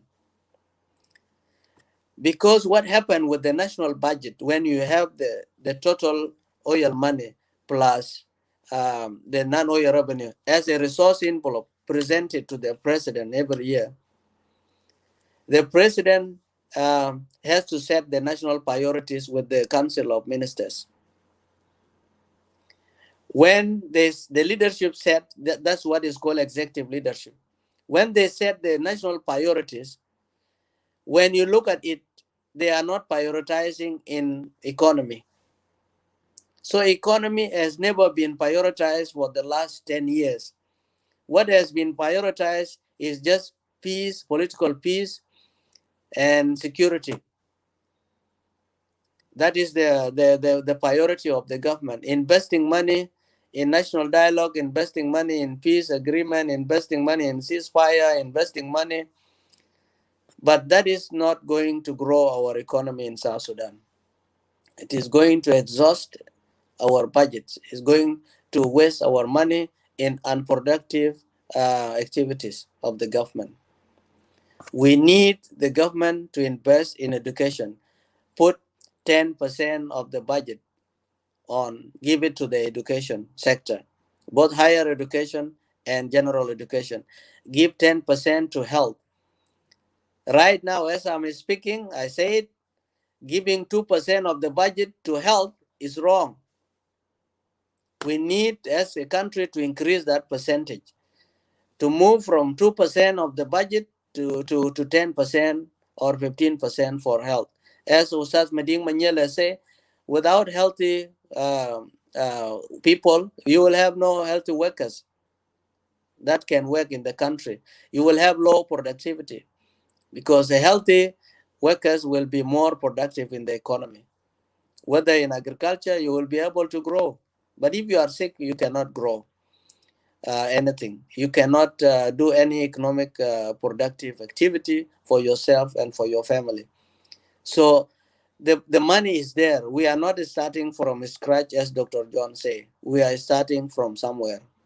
From the money, as we are speaking, is there, but it has been prioritized on wrong priorities. So we urge our government to increase the percentage of the money that should go to education from 3%, it should go to 10 to 15%. And 2% of the health should be increased to 10% of the budget. So we can have healthy workers and healthy citizens that can think well and that can live happily. And thank you so much. And I will give chance to others. Oh, thank you. Thank you so much. Moses Makirkenjok, I appreciate your word. Your opinions is something so good. We got new people among us, Akud Riyad and Abu Leila. أنا ما أعرف اسمك. Welcome to Lagos State Media, and Akud Riyad also welcome Lagos State Media. أنا برحب بكم on behalf of Lagos State management. Taban, we at this show, we would like just to be a show we will be running probably about 2 hours, such that other people, they have other objectives that they need to go and do the personal things. For certain bitak that you have offered for the South Sudanese to come and contribute is highly welcome and very important. We need to utilize this series. Will be a program, will be coming up every 2 weeks. So we will not complete everything. The Mishkla at University of Sudan will not end up in one day. We cannot complete it in one day. It will take us some times. So I just requested all of you, if you just come in, be brief for the steps, stability, and how we can start working forward instead of going backward or standing in one place. This is the point that we need to point out. Some of my brothers already has touched some very, very basic foundation of how we can work faster or we can be a prosper country.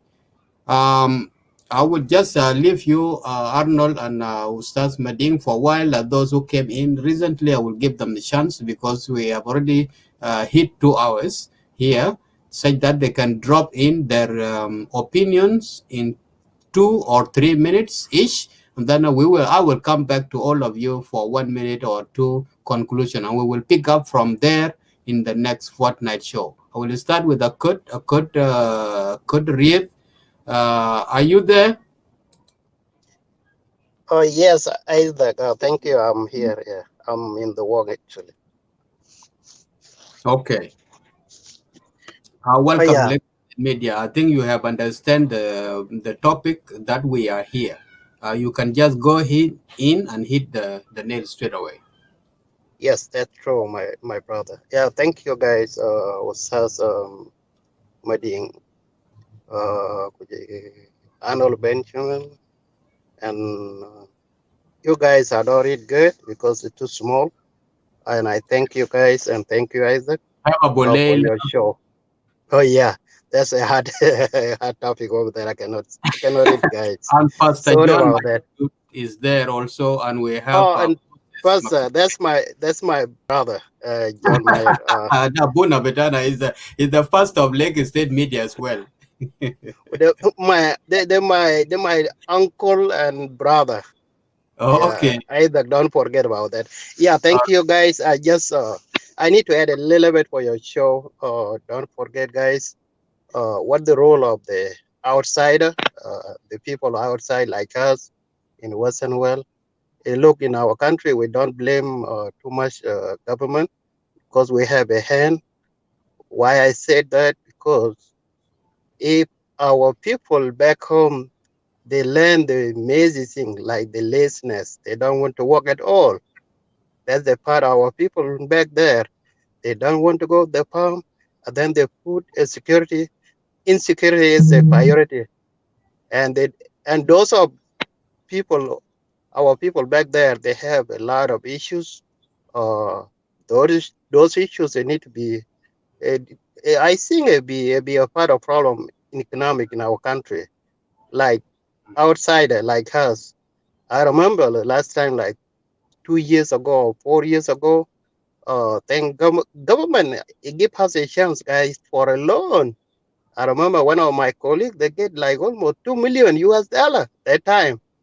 And that guy, they end up just marry wife to wife, and he forget on the future. And do you think we will blame our government?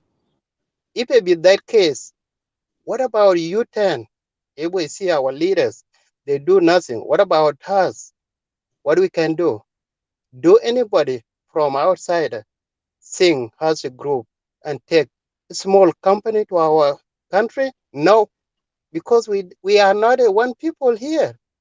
And the only we know, just we blame the government, we blame our leaders, and but we have a rule here. If we most of us we come from Khartoum. Khartoum may be devolved by the outsider, the people who went to Saudi Arabia and other Arab countries. Then they bring their money back. And then they open a small business. Those business they can help our people to work, even if you start in your village. And I think our brother they took other school, like I'm from a Kurd. I think you my brother about. I take a school from West Virginia, and that is school be high school in just whole county. It's a good. It help our student. It help people working. But what we can do here, guys, don't leave out of there, and we attack the government. I know if we don't change the government, what the next? What the plan B? Let's say plan A is a government. Our government do nothing. What do? We are here and we learn. We know how the Australia went, how Canada, how America go through. Other country, like example, you give in Singapore and other like Rwanda. What about us? Let's do our part and leave the government. If the government weak, then we pull it from there. That's my point. I hope Okay. we need to start a little bit. Yeah. Then it's small company, and from there we can help each other. Thank you, guys. I'm walking away. Sorry No about that. worries. Yeah, thank you so much, Akot Riet. I appreciate your remarks. It's so good. You are in the point. My brother, Abulela Lehila, welcome to Lagos State Media, my brother. Yeah, is that the real name? Akulu? No, no, it's not a real name. It's a nickname. Yeah, it's a nickname. Oh, my. بكون maybe يعني الدولة بتاعي أو اسم ليلى is the Abu Layla. No, actually, Abu Layla, it means in Arabic Abuta Layla. Abuta Layla. So I got my daughter Layla. So that's why I call Abu Layla. Oh, كلام جميل Yeah, جدا. والله كويس yeah, جدا. Welcome Lagos yeah. State Media and تفضل please. Yeah. Anyway, thank you, brother Isaac. I will pick the easy name. I'll pick, and the rest I will just say the guess. Yeah, Uh, كده give me the easy name. I say that أنا بكتب يكون easy for us. Just while we are talking. okay, the real name is Clement. The real name is Clement. Oh, okay. Clement, the real name. Yeah, yeah. All right. So I hope my voice is clear. Yes, yes, go ahead. Yeah.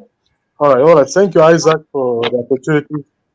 And I also like to thank all the guests who are really giving their point of view today in this discussion. And in fact, this is my second time to come to Lake State Media. So the reason why I came to this, because I always like discussion that are really fruitful, and discussion are really not pointing fingers at others, Yes. and discussion that are really looking at finding solution. That's what I always look at. Then I will have the will and the desire to contribute. So then today topic is really very very important for us, as South Sudanese, to look forward, the way forward, how we can develop that country, how we can put that country in a right path. And I really enjoy some of the points that the guests have just put here, like Moses and the guests who was talking about Singapore. These are the valid point, for discussion. And I hope the government official, maybe they are there listening. So let them just take one or two from those points and put in action. Because we have a saying in Kiswahili that Taba, I speak Kiswahili too. That kuuliza si ujinga. So which means to ask something it's not stupidity. So if you don't know something, you better ask. Then you will be told. It's not that you're stupid, but because you don't know something. That's the reason why we are coming here today, and I'm really very happy for that. So my point here is, we have learned in school. I can remember all these things, and I always mention it in many discussions. There are three things a human being wants in life, like we are taught in human geography, and who are geography Basharia. We are taught there are three most important things in human life. Number one is security. Number two is food. Number three is shelter. So those are the three things that if the government or any country can provide those three things, you are really qualified to be a country. But if you are not, providing those three major things, then your government is really questionable. You're not really providing anything. So let's look at this security first. So when we are having a security in country, you will have that freedom of movement. People will move freely with their ideas. People will start establishing businesses in different places, and because the security is there, then the development will develop. People will develop in that area, and eventually, people in that area will benefit from that business you are providing in that area, and the economy of that area will lift up, and also as well as the economy of the country, because one area is developing means that a country also is developing. So security is a very very most important thing for a country to go forward. Then secondly is food. If you look at our country now, Isaac, we are really lacking that most fundamental points of human life, which is providing food to our nation, to our children. Just take example in your family, Isaac. If you are not providing food to your family, will you be able to be called as a father or a No, husband? I no. don't think so. You are not. You are not. So you must provide food to your own citizen so that you will be called as a government. You know. So in our country, we don't have any food.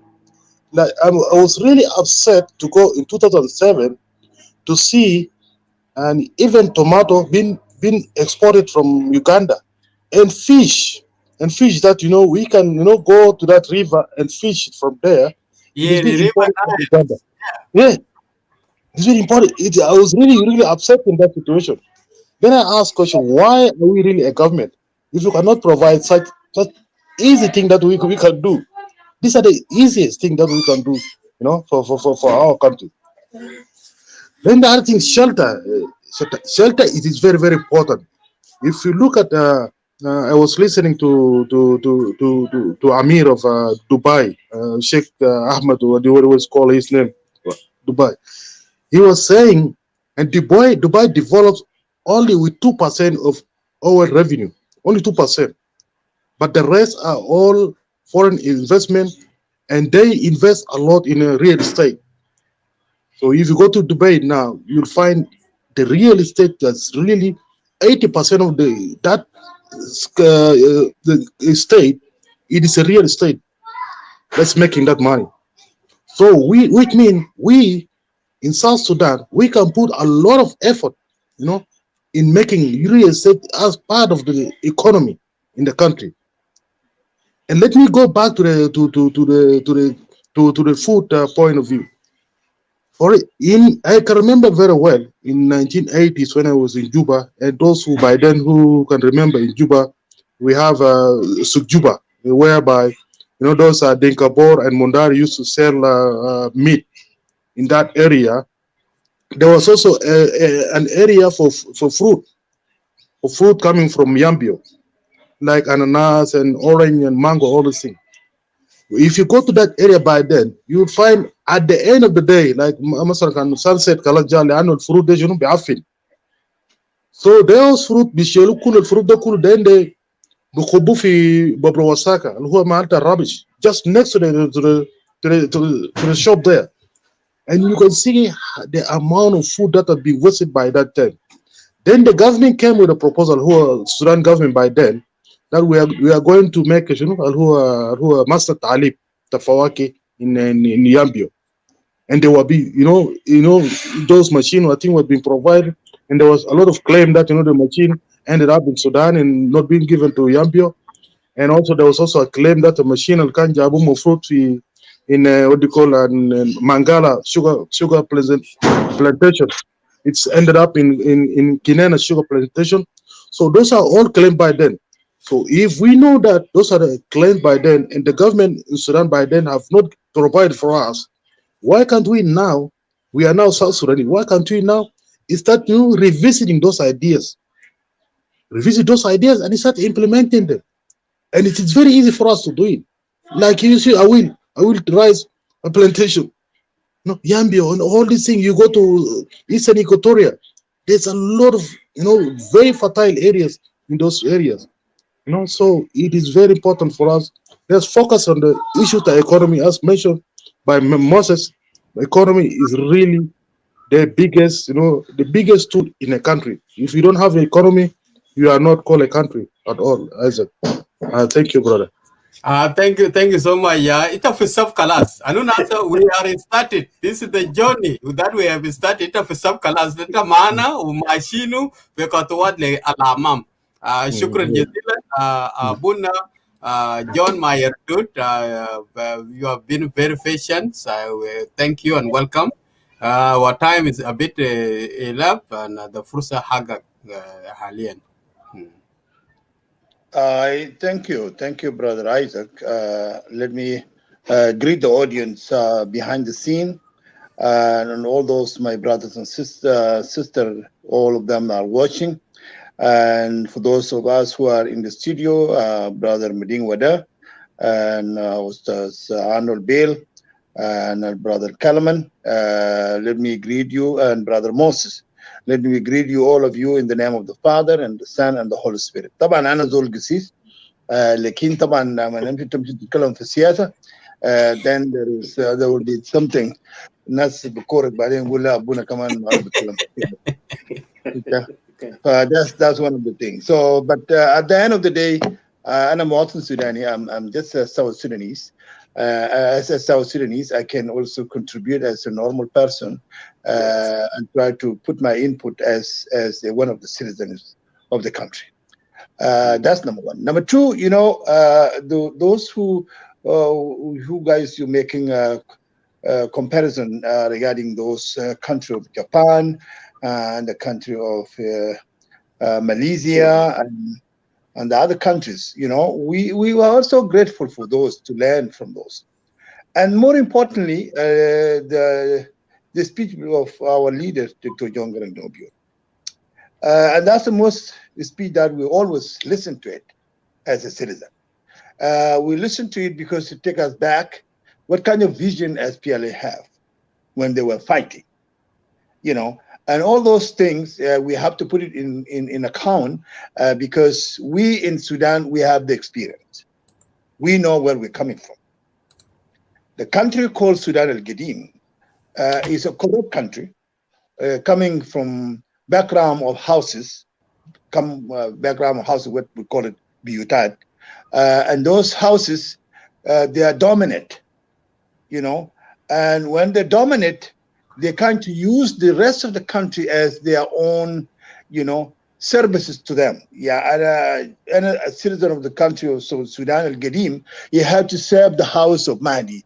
And a citizen of the country of South Sudan, you have to serve a house of Marghani. And a citizen of the country of South Sudan, you have to serve whatever the house arise, you know, in very powerful economic perspective.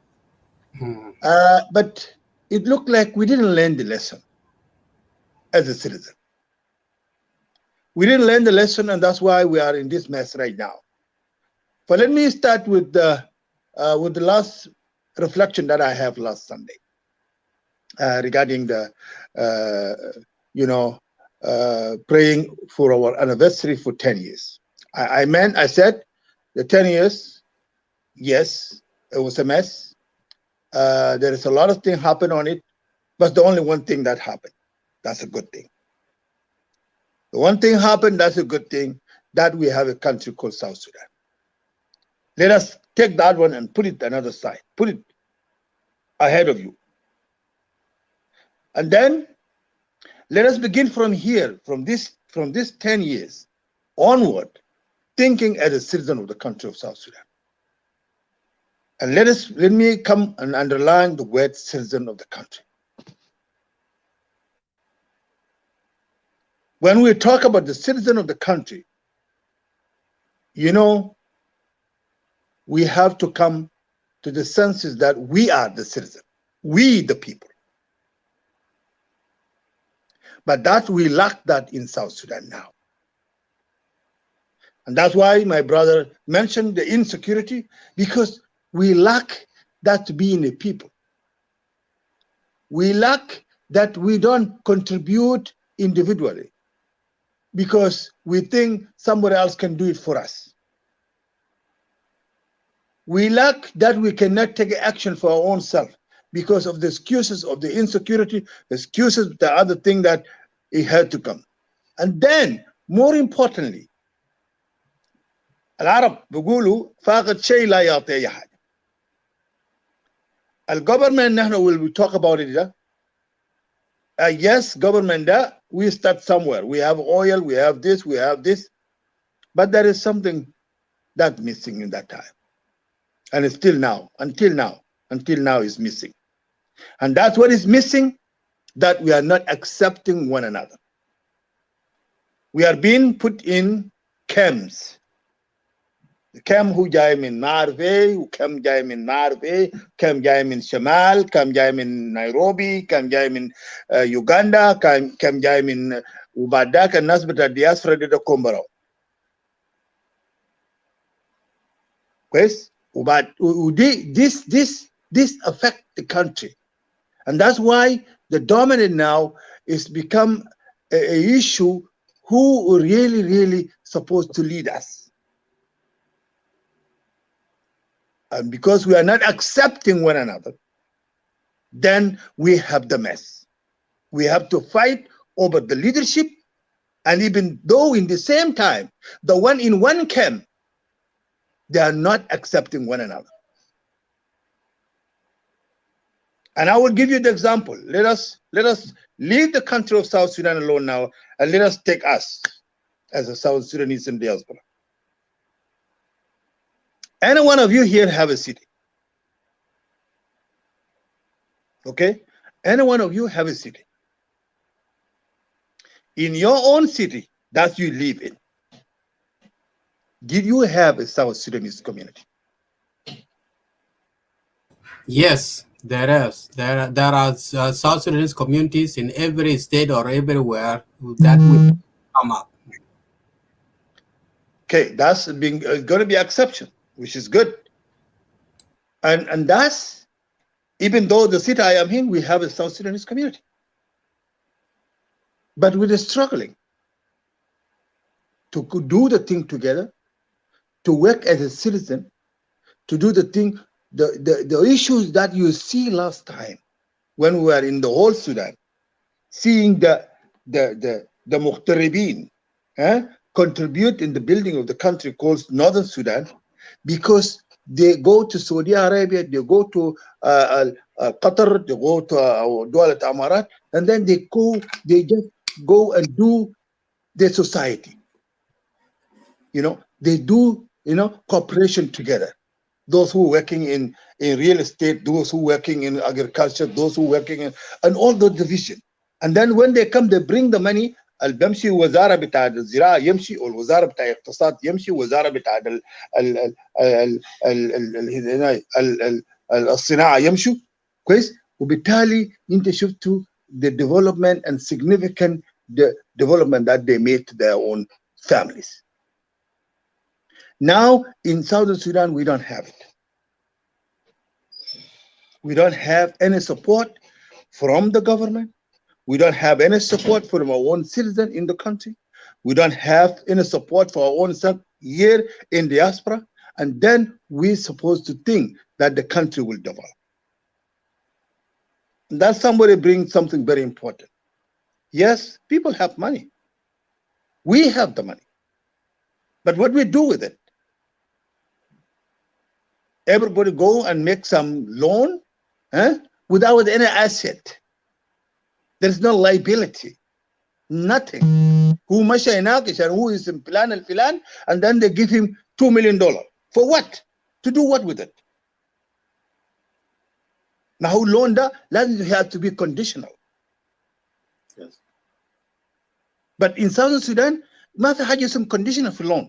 اللون بيجيبوه عشان ده اسم فلان، ده ولد فلان، ادو يا ولد فلان ده ادو قروش. Give him the money. Are we going to develop? ولد فلان لما يمشي يشوف نفسه، no، يمشي يشوف له مثلا مرة يتجوز مرة نمرة 2 والمرة نمرة 3 ما عارف ايه، ويقوم يسكن تانيين وين في يوغندا، ويسكن تانيين في ما عارف وين في نيروبي، ويمشي يجيبوا لنا مقاقا ويجيب لنا حاجات كويس from the outside. قال ده حاجات بتاعنا. No.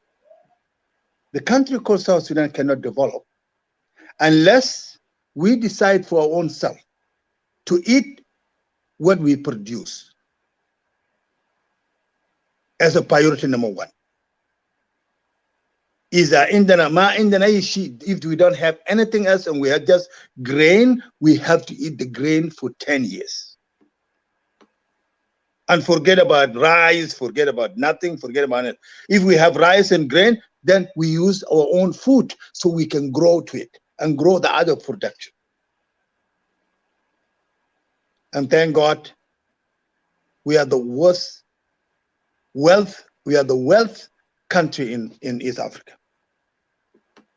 We have more million ras of bagar. Did you do a plan for it economically? No. We have a fertile land. Do we do a plan economically? No. In addition to that, we have gold, we have oil, we have other things. That's why my brother and sister, all of us, we are sitting here.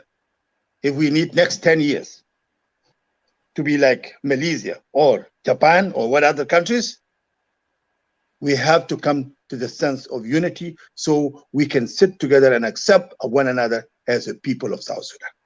That's priority number one.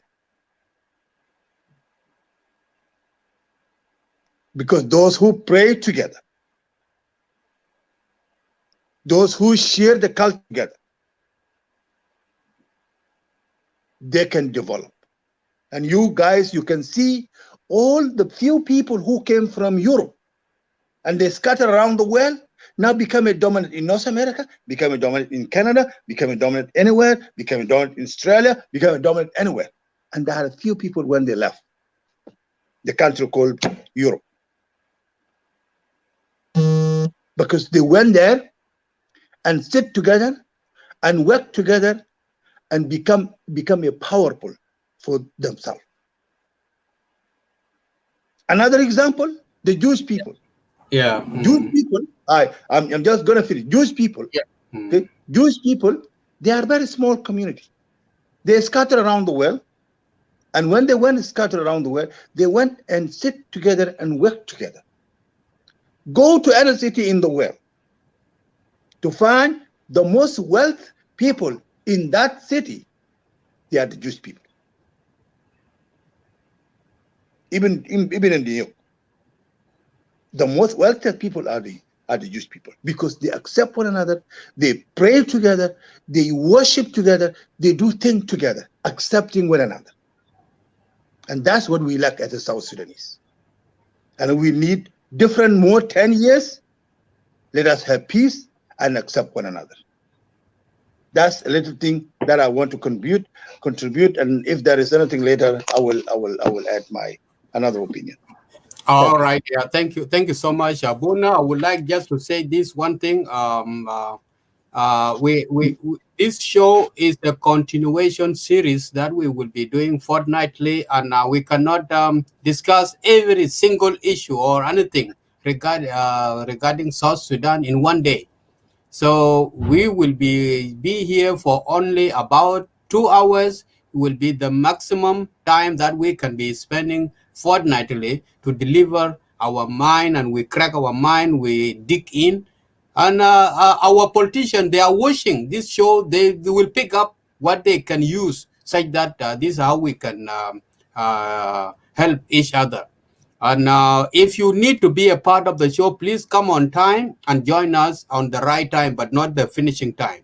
My brother, Jibril Alat, you have just joined in. We haven't heard from you before. You requested the link very early time, but the main speakers were speaking first, and now we dropped the link, and now you have in. Just come and join us. And now then I go to Ustaz Mading Wada, Arnold Benjamin Bill, and each of you will be having 2-3 minutes wrap up, such that we close the show. We are now going for 2 hours and a half here. Jibril, go ahead.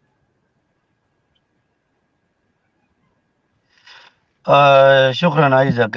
ما أظن أتحدث أو أعقب على أي كلمة التي قالت من هناك بعد. إنني حاولت أشارككم في بداية الحلقة ولم يتوفق. وزول اللي بيجي متأخر دائما ما هيقدر يقول حاجة، وما هيقدر إنه كلامه يسمعه، ما يكون عنده وقت كافي. لكن أنا طبعا التايتل بتاع الأجندة أنا عارفه من هو. Yesterday has been announced out, and I know that both of you are come to discuss the way how to develop the South Sudan like other countries who are being developed faster, like Senegal and Rwanda. For example, I want to see exactly what is mean of development. Development, I think, according to my understanding, is a part of civilization. If the people are civilized in the country, the country will develop.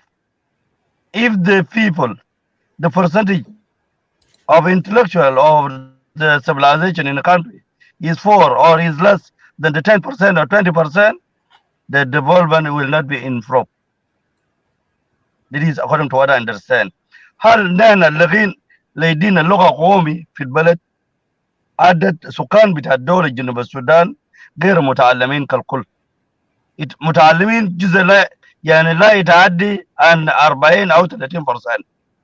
فكيف تتحدث عن الديفلوبمنت تتفهم من جذوره عشان يقدر يتوفق؟ سنغافور الإنجليز استعمرهم وعملوا زي ما قبل شرعهم مدين، لكن جاي توفق على كيف يعني يحسنوا الوضع الايمج بتاع الدولة في دولتهم، الدولة الوليدة. رواندا كان لديهم أرض، لكن القبلية زي ما أننا فيها دمرهم. فرواندا عاد يعني إعادة النظر ويلغاء بعض المسار اللي بيجيب الكراهية بين أبناء الوطن، لكن كان عندهم لغة. لكن نحن في جنوب السودان عندنا لغة، هتقول لنا اللغة الإنجليزية ده اللغة في الدولة، هتقول لنا اللغة العربية ده اللغة في الدولة، ده اللغات الاستعمارية أدبناهم وانتدبهم نجي نتكلم به، لكن ما عندنا اللغة في الجراند فيلد، the communication language في الدولة بتاعنا ما عندنا. النوير بيتحدث بالنوير، دنكا بدنكا، باريا بباري، شلوك بشلو، جرشول بجرشول. ما عندنا لغة بنفهم به. حتى لو انت لما تشيل المنطقة بتاع جرشول عايز تتحدث معهم إلا كان يسمعوك عشان هم متداخلين تعايش اجتماعي مع دينكا. at the same thing في النوير ما يفهموا مشروع التنمية بتاعك. كيف انت تتوافقوا في الديفلوبمنت؟ ما لم تختاروا نظام بتاع قاعدة يوحد الناس في اللغة واحد، ده ممكن الديفلوبمنت بتوافق في الدولة. إذا كنتوا رجعتوا زي ما قبل كود ريب الشارع للعرب، هل يدينا بنك المغتربين في جنوب السودان؟ للسودان ده نموذج على العمل اللي كان عمله السودان. السودان عندهم مغتربين، هل عندنا ما بنك المغتربين في جنوب السودان؟ الصوت هناك بدعات زيادة. Isaac. Somebody is ringing. I don't know who is ringing who. Yeah. He's from you there. Okay, go ahead. Yeah. I think it's John. Yeah, go ahead. Yeah. ما عندنا بنك للمغتربين عشان يكون إدارة القاسة للمغتربين. ان احنا ما بيعتبرونا مغتربين، بالاخص الناس اللي في الدياسبرا دريسون منهم جزء منهم ما عندهم اي اتصال مباشر مع الدولة لانه ما عندهم سفارة، والمغتربين شؤونهم كله بيديروا سفارة وهو ممثل الدولة في الدول الخارج. نحن ما عندنا ممثلين لجنوب السودان. ومبارح امين العام نائب الامين العام بتاع السلام بيتحدث عن الجهد بتاع الشبكة. هل يزيل شبكة نحن في مقبل ما وين سفارة؟ يعتبر نحن كمهاجرين. مهاجرين ما بيساهموا مباشر في اقتصاد الدولة، وإنما بيساهموا في إعانة العائلات الاجتماعية، لأن لسه عندنا جذور اجتماعي مع عائلاتنا هناك الموجود في الجنوب. زي ما قبل في أكود قال نحن مش عشان نجيب القروش، بنساعد الناس. في ناس شغالين في أجهزة بتاعت الدولة، في سكتة بتاعت الدولة، في الأجهزة الدفاع، في الداخلية، في الأجهزة الداخلية الخاصة، في السجون وفي عرى السيد وفي شرطة. ديل الناس بتاعت حكومة المفروض أي زول لا مدينة منجيل لا أي دكتين يساعدهم. حكومة هو اللي بيساعدهم، لكن ما لاقين حاجة يأكلوا، ما لاقين مرتبة ما بكفيهم. كيف إنما البلد تعلم الناس اللي بيدافع عنك قاعدين معاك ما قاعدين يأكلوا، كيف إن البلد تنمية يمشي قدام؟ فأنا ما بهيب أنا أتحدث كثير عن الموضوع دي، خاصة بيكم انتوا أفكار زي أرنولد ومدين منيل. إذا كان انتوا بتشوفوها إن البلد ممكن يتدمر في حالة انهيار التعايش أو لم يعني يوضع أي رمز للأجور، ما في أجور محدود في ميزانية الدولة، ما أظن التنمية بتجي بهذا القنوات. إذا كان في إله ناكل مع النزرة زي ما قالوا باستا ما يردون، ممكن إننا ناكل من النزرة في جنوب السودان، لكن الانكم بتاع الدولة بما فيها تاكسيز هو بيعمله ده اللي بيجيب التنمية. الانفستمنت اللي بيجيبوا ناس اللي بيجيب مستثمرين ده اللي بيجيب التنمية في الدولة، مش بناء العمارات وبس، بناء الاقتصاد. لا ما أنا عارف، أنا انتهيت لأن أساسا ما عندي زمن، لكن وأنا ما من ضمن الحلقة لأن حاولت أن أكون معكم وأفرض نظريتي، لكن ما توافقت، ما عرفت الزمن والسبب. فالمهم شكرا، دي نظريتي أنا، وأنا ما مهاجم، أنا عايز أوضح عن اللغة الموجود في الندوة اللي هو بعنوان كيف يعني تتحصل تدمج جنوب السودان ديفولمنت تجي فيها تكون زي الدول الأخرى. فشكرا لكم. All right, shukran, Jabril. Thank you so much. I appreciate your feeling. You express yourself to the public, and that's why we are here. Because of the timing, we need to respect the time as well. Because all of us here, we are in a different time zone, we are in different countries, different works that we do. That's why we honor that nrakas for kalam that zaman alena kulina, and your ideas are welcome. Namshil le ustaz mading wada manyel. And you just put in your input, and also you will reach into the conclusion, because now we are coming to the conclusion. Thank you, Isaac, and thanks to all your guests there in the studio and those who left the studio already, and thanks to our viewers wherever they are. In fact, I have 4 points, but I'm not sure if I'm going to go through them all, but it depends on the time. When I made my remarks was about the Singapore as a model or case study, and how did they develop, and I spoke about that. Now I'm going to just talk about a few things here, and the way I look into it, and how can we come out, or how can we help our country to come out from the mess where we are now. First of all, in any country, there is something we call a vision, which is a master plan.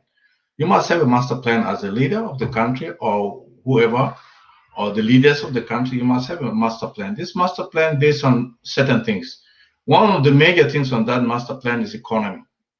Without economy, you will not do anything. You divide it into sectors, this master plan.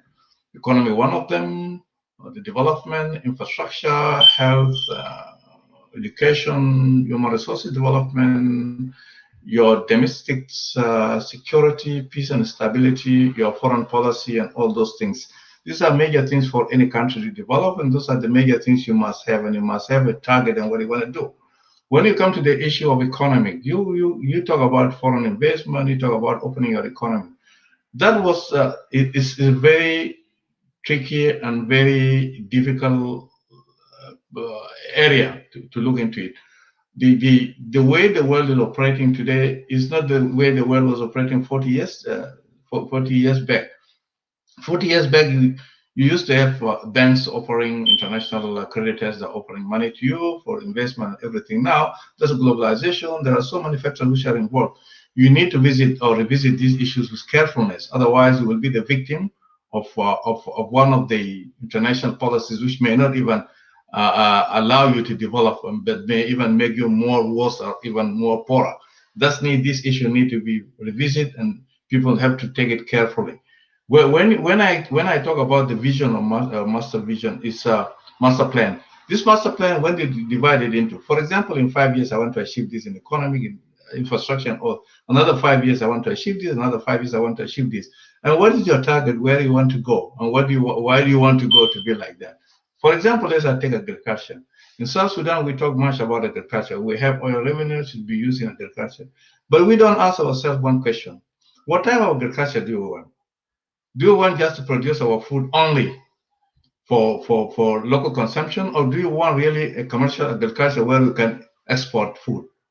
And if we want commercial agriculture after we satisfy our domestic needs from whatever we produce, what type of crops do we need to produce for export? And to where do we want to export these crops or products? First of all, it's not something easy. For example, I'll give you a very quick example of Cuba. Cuba used to produce sugar cane and sugar. Russia, because of their diplomatic relation that time during the Soviet Union, asked Cuba to produce this sugar and they will buy it from it, not because Russia cannot even produce sugar, can produce more sugar than Cuba. But he made it like that for the economy to generate, because Russia will export sugar from Cuba, Cuba will export other things from Russia, like medicine, like military hardware and other things. This is the way economic work. You need to have a foreign policy which is guided. This foreign policy really will help you how to woo or how to invite the foreign investment to come to your country and where you are going to sell your product. You cannot say in South Sudan, I'm going to produce Dura. Where are you going to sell this Dura to? To whom? For example, people in Spain, they use Dura for the Hamir or le Abgar and so on. Do you have that diplomatic relation with Spain? What do you want to gain from Spain to produce Dura and export it to Spain, for example? If you want to produce, for example, you want to produce rice. What type of rice are you going to produce? Are you going to compete with the rice which is produced in Pakistan or India or in other part of the world? You must have a study. You must have a plan. You must have a scientific research. You have a strategy. You must have a diplomatic relation with other countries where really they can open their doors. This is where the economic move. It's not just only you produce things. I am going to make agriculture the best thing and I will export. Where are you going to export it to? This world is very competitive. It's not just an open world wherever you can throw anything on the air and it will go. It doesn't work like that. This is the remark which I made about the agriculture. Another remark which I'm going to make about peace. Peace is very essential for any development of any country or any nation. But peace alone cannot bring the development. There are three layers and important layers. First thing is the war situation, the peace situation, and the third is the ordinary life, which is prosperity. We, for example, in Australia, we're not living in peace. We have already overcome the peace era. We are living in prosperity where you can think what you want to do. We have not reached that stand in South Sudan. We are not talking about peace. To reach that level of peace, after that you will reach a level of prosperity where you think, which is ordinary life, where you can go out, you don't fear about who's going to kill you, who's going to shoot you, where is there peace and there's no peace, where you think, what are the projects I want to do in my life? And there are Mushulle, there are Mushulle Osrapta, there are Mushulle Dollar Tati.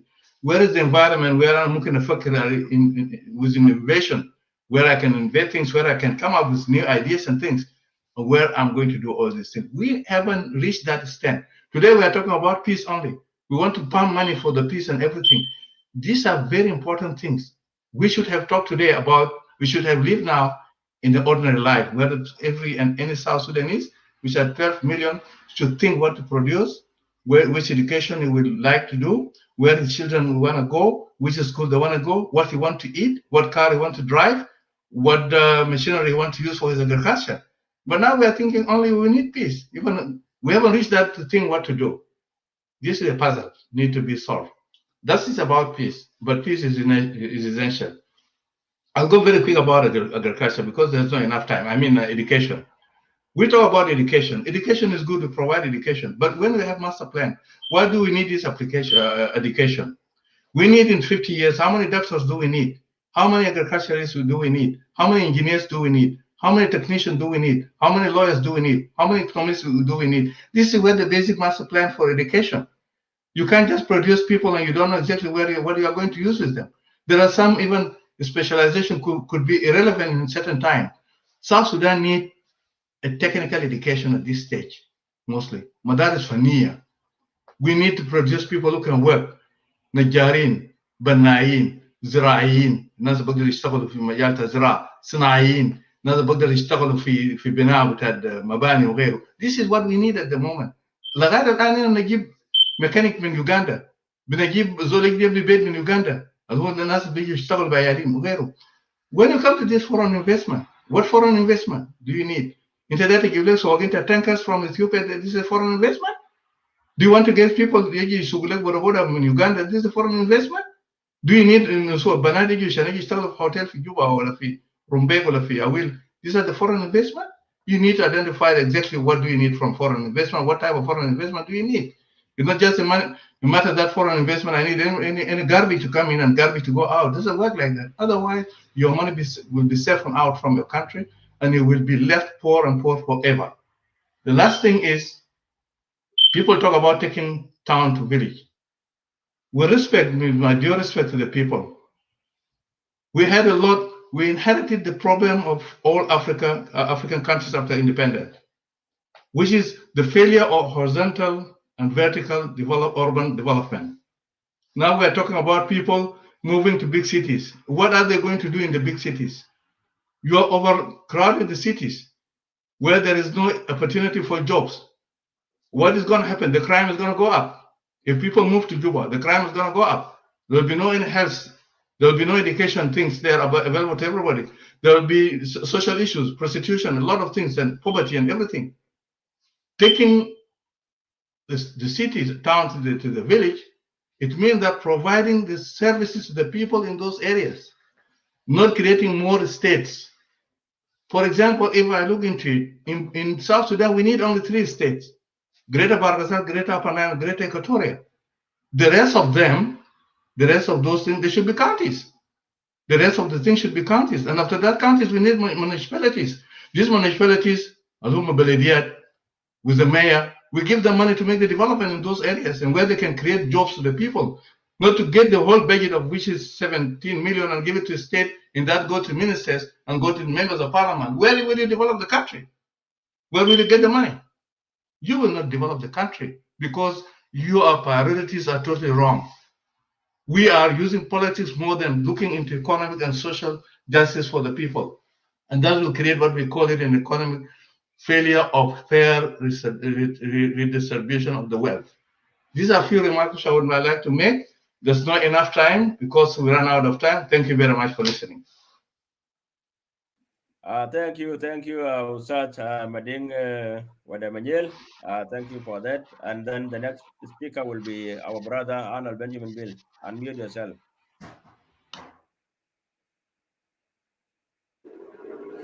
Yeah, thank you so much, the people on the panel. So as we are approaching to the end of the show, I want to mention a couple of things concerning about our show. This show is a member for any South Sudanese have a vision that can help our politicians back home in South Sudan. For the last 10 years, we saw a lot of things that can set our people back. But in this show, we try to leave everything that happened back and then we focus on the future. This is the main reason for this one. And then as I conclude my word, as Brother Mading said, we have a lot of things to say, we have a lot of things to say. But if our leaders or our people who are making decisions, if they can hear those things, if they can hear those things, actually we will get out from the wood.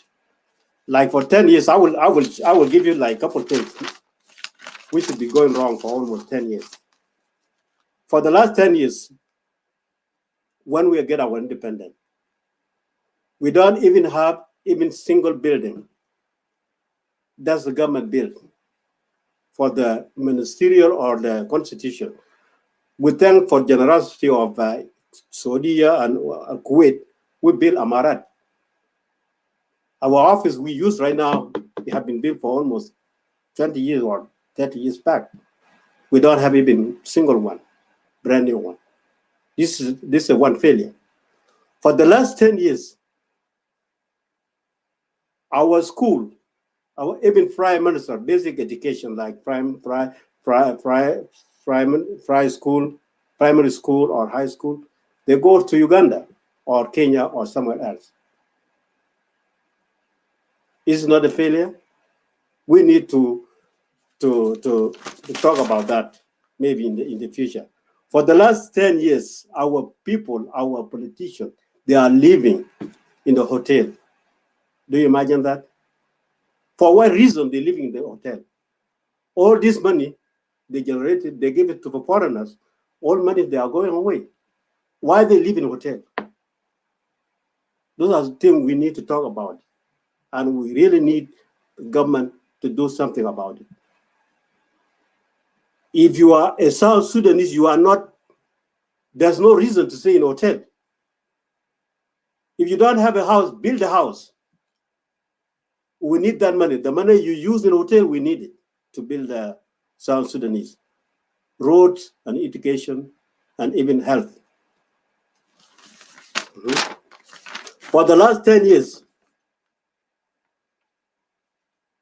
our people, they don't even think how the economy works. We are just running around. If I get 10 million or 1 million, I go to Uganda, build a house, build a one, and forgot our people. They are dying right now. Some people are dying because of the hunger. They don't even have the food. And we don't even have the clean water while the Nile is running in our nose here. I can stay home and then I can put my hand, I can touch the water in the Nile.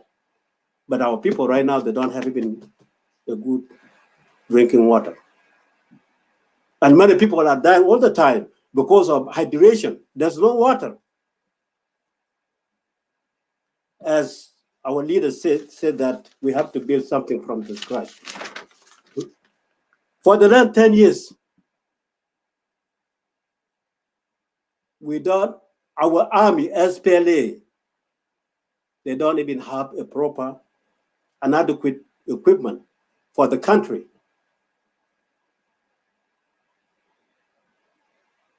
Our politicians are working for dividing themselves. They're creating SPLM, SPLA, SPD, and S and beyond. The list is coming for nothing.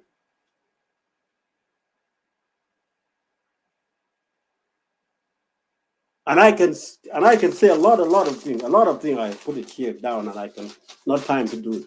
Those are the failure. So in this show, we need to turn things around, brothers. If you have an idea that do you think that can help us, come forward. Come forward right away. We will keep saying it. We will keep saying that one day they will open. They will listen for us. We are tired. We're graying a gray hair in our head since we are SPLA. For how long? We've been fighting for ourselves without nothing, with no reason, because of the position. How many peace process the government have been conducting right now? For almost 8 years or 7 years, people talking about peace, peace, peace. Where is the peace now? Where is that peace all money have been put it in? Where is it?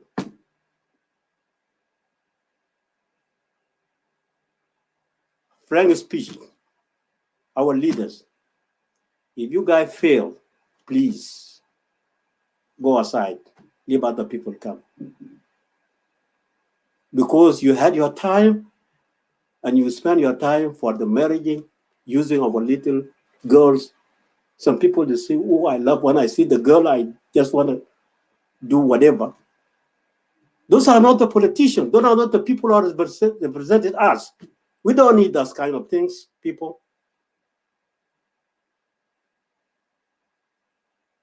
It's the time now. When you go to Malaysia, people are thinking to go to the Mars. Not for the food, not for the peace, not for what. If our leader came back today like John Garang, if the God give him another chance, what will our leader tell him? All Batai, their children that are in the street right now, in the Rumbek or in the Juba in somewhere. Those are the things. Those are the things that we came here and we put our mind together and to frame the work so that we can get out from the mess we are in. And it's not easy. It's not easy at all. As Pastor Mayo said, the politics, there's no color. If you go create SPLD or SPLF, what will gain from it? And your people are dying there. It's the time South Sudanese to come together, all of us together as a one party, and then challenge ourselves. If our leader doesn't do the job, we can tell simply, please, you had your time, and then move on. Let other people go. The world is going. Those are the things that we create this show to come and participate and to bring our thought to help our country. Thank you so much. Yeah, thank you so much, Arnold Benjamin Bill, for the remarks and putting us back on track and giving us the straight position that we can be focusing to. Because if we talk about the South Sudan issue, it's really very, very large, but we need to narrow it down and will not be discussed in 1 day or 1 hour or 2 hours. This is something, it's a continuation, it's a continuing thing. So requesting all of you, because we have been here for 3 hours now, we'll just be closing the show. And next 2 weeks, we will come back and pick up from, there are some remarks that Brother Arnold has pointed, like our minister living in hotels. Why? All these things, we will be discussing this in the next show in 2 weeks' time to come. So my apologies for all of you. I will be giving you each 1 minute to say just a conclusion remarks to our audience and the followers in YouTube and Facebook. I will begin with, I will leave you behind Abuna, such that you will the one who will close this with the prayers. I will go to my brother Kalaman Abu Leila. فرصة حقك تقول كلمة بتاعت conclusion خطومة منك. تفضل. Unmute yourself here. All right, thank you, Isaac, for giving me the chance. Well, I was about to speak some points that the two brothers have mentioned, but I will just limit it to the next time. I will continue about those topics. But I will now say loudly, these are the discussion that we South Sudanese need to come from time to time and start, putting ideas on how we can develop as South Sudanese. And I will just add to what Abuna have said, Abuna Mayor said, let us accept each other, which is very, very important. Once we accept each other, we will be able to do things together. Thank you for that. Thank you so much, Brother Kalaman. Appreciate your word. Namshi le akuna Jibril, let unmute yourself. تقول كلمات. شكرا عايزك. انا بشكر الاخوه الموجودين في الاستديو، وتحياتي ايضا الى الناس المشاهدين بالخارج. نحن نبقى صراحين، اذا كان نحن قلنا وعدنا نفذنا ان هذا الحلقه سوف تناقش كل اسبوع وكل شهر لحينما نصل الى مرحله مقبوله، مرحله مستجاب، او يكون في اذان من المسؤولين بتاعنا يسمعونا، فانا بدعو الكل ان يشاركوا جميعا، كل جنوبيين، لا علينا نحن ولا للافراد ولا للبقيه، من يملك افكار تحسينيه من اجل بناء الدوله جنوب السودان فمرحب به. من لا يملك ايضا ومن عليه ان يتفرج ويفهم قد يجوز يصل للحل. لينا كلنا على 64 قبيله بتاع جنوب السودان، كل واحد يقول انا لازم اتكلم فيها، وده ما يقولوا انت ما من ده وده ما من زين، كلنا واحد زي البعض. فانا بشكر الفرصه اللي اديتني له، وبشكر الجميع، اخونا مدين ودو، ارنولد بنجامين، ابونا جان ماير، عن كلمة أبو ليل وأقار مبوك اللي فات وإنت كايزك. أنا بقول لكم شكرا لكم بالفرصة اللي اديتني له، لكن إن شاء الله في الحلقة القادم نوضح مزيد كيفية نحن ذاته، نحن الخارج جنوب السودان، كيف الوسيلة نحن ممكن نقدر نتعامل مع الدولة. أولدو ما عندنا سفارات، ما عندنا ممثليننا، عندنا جنسيات أخرى، دي شيء تاني ممكن تناقش في مع بعض عشان تتفهم بصورة أفضل. فدي دائما إذا كان أنتوا بتدعوا واحد من ضمن الأجهزة بتاعت الدولة أو من ضمن الوزراء الموجود من ليدرشيب يكون معنا في حلقة زي ده، ممكن يقدر إنه نغيب نفسنا كأننا مواطنين بنتكلم، صوتنا مسموع وقد يجوز بنتكلم مع ليدرشيب بتاعنا، وهنترقب يوم من الأيام كلماتنا دي ممكن تتحسن، يغير لهم أفكارهم أو يقدر يشتغلوا به ويصلحوا الوضع بتاعنا.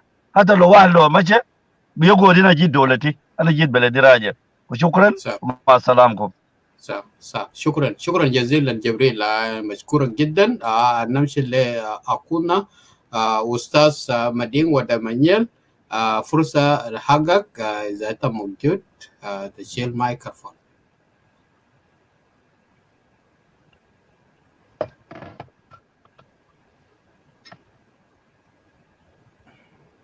تفضل أستاذ. Hello, yes, my last remark is just thanks to all the audience, and also I think it was very fruitful discussion. We have touched a lot of things, and what we are trying to do is to encourage our political setup back home in the country, and also we people in diaspora. As being a citizen of any country, you have a role to play, whether you are a government supporter or you're an opposition figure.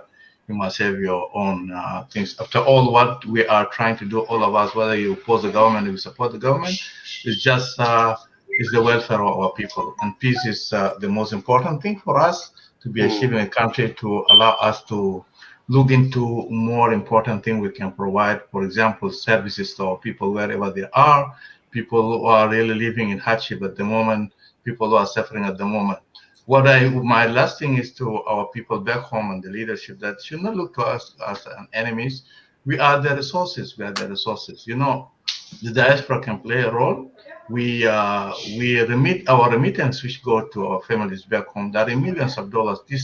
The remittances really play a very important role in economic growth in the country, because whatever we send, it goes into market in terms of dollar, into South Sudanese pound.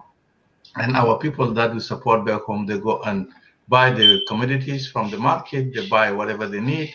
And this market things, they are taxed, and these taxes go to government. Indirectly also, we are contributing in the economy of the country. And this should be understandable to our leaders back home. They should not portray us as the enemies. We are sons and daughters of that country, and we love our country regardless of political affiliation or political ideas. We may be differ politically, but we have one thing: we belong to this country and beloved country, which is called South Sudan. Thank you very much for the show. Next time, I hope if there's an opportunity, I will also contribute and add whatever I can add. Thanks. Bye. Thank you so much, Ustaz Moses. I'm Ustaz Mading Wade. I always just give you the name Moses. I'm sorry for that. I think I need to have him a Christian name then. Yeah, well, I have to.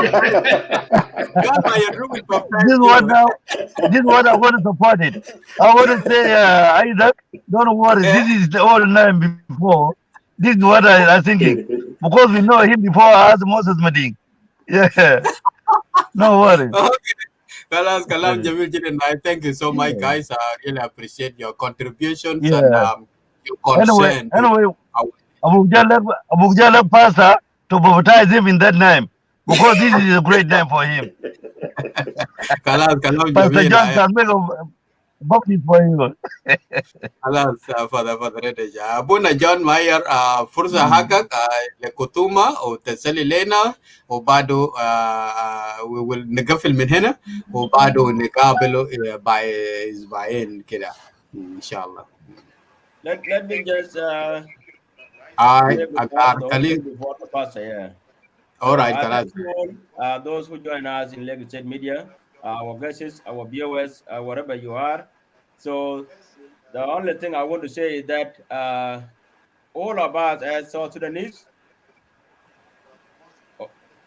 Abuna, dagiga, Abuna.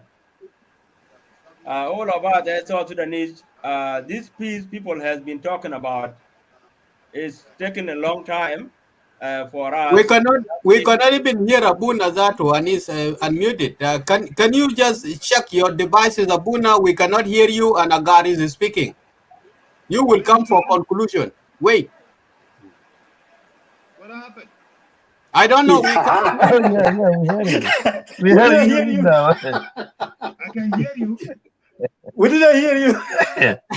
We just see Now your we lips hear you. moving, but we can't hear anything. That's what shows to us that you are talking. Yes, yeah. Agar, continue. Okay, thank you, Isaac. My question to South Sudanese is that this peace is a part of the layman.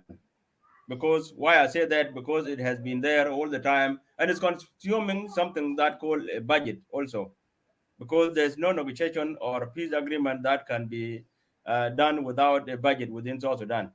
So this peace is consuming a lot of budget within our government, and for all of us as a nation of South Sudan, we must say that, or we can say that this peace has been going on for a long time and is consuming something called a budget for all the southerners of South Sudan.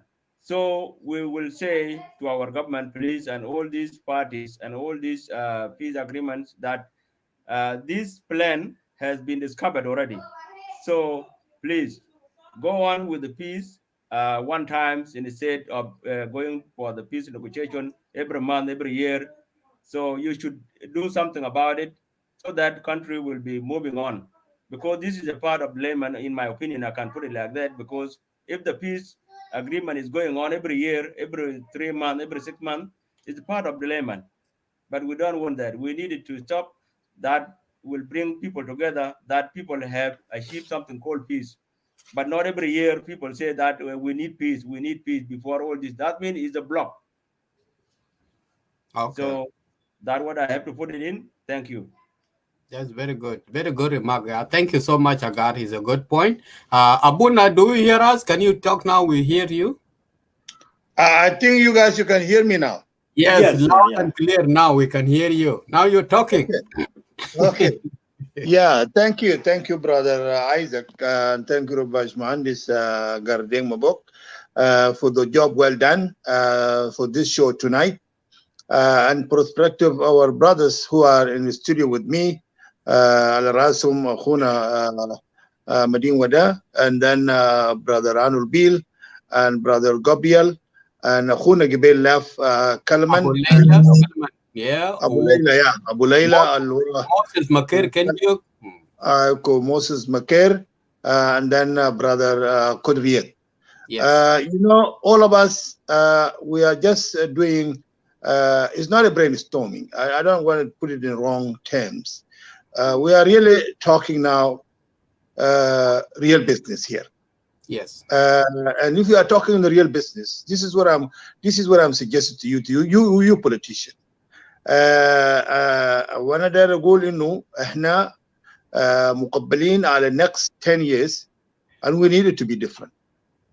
And as I mentioned, we are not accepting one another. That's why we have misunderstanding to one another. We have war between us. Even in one community, they have tension, and they don't accept one another and all these things. And like brother Madin Wada, والناس التانيين زي كلام قبل انا شفت هنا ده يا ريت نحن نعمل brainstorm ونعمل selection some of the leaders, and that selection I'm going to be pick about it. انه نشوفوا مهندسين، يعني مثلا اخونا انول بيل في وسط بتاعنا هنا جيولوجيا، نشوفوا مثلا دكاتره، نشوفوا مثلا ناس زراعيين، نشوفوا ناس اقتصاديين. انا بعرف ناس كويسين جدا في عندهم باع في تخصصات بتاعتهم، في الطب، في هندسه، في اعجاد، وكلهم قاعدين في الدياسبورا. Shanano to help South Sudan government. South Sudan, that we can help them. We can put this team, for example, let us look for 5 for each state. 5 for each state, and then look for 3 territory that has been named as administrative area. 3. That's 59. And those 59 people, is kind of try to put some perspective as a council. So when we're discussing in a perspective of who do what. Who do what. And this thing we can uplift this one and challenge the government because what accusation come to us here? We're talking kalam sakit ونحن ما عندنا برنامج وناس بتاع المعارضة نحن ما بتاع معارضة نحن عايزين نخد project to help our country called South Sudan because that country belong to us and we all have a fate on it. We have victim about it. أسرنا أهلنا وكلنا نحن تضررنا من country called South Sudan. خليك من الزول المشى ربنا مشى نيانيا ومشى جاء ربنا اداه عافية وجاء وهو ده ما هو الهيرو. We are all here hero. And let us put it in the right way. We are all hero here in South Sudan. And let us respect one another and then give each one of us something to do.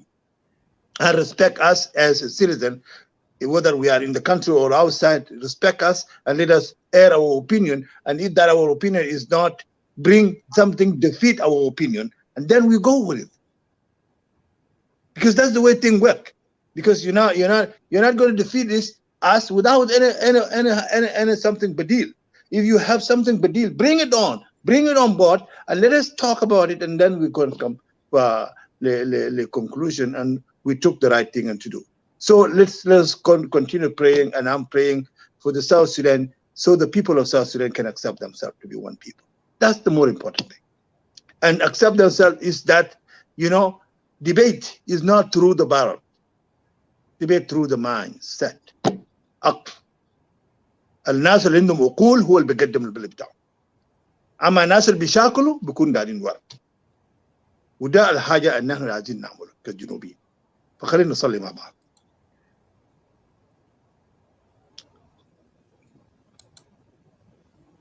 Brothers and sisters,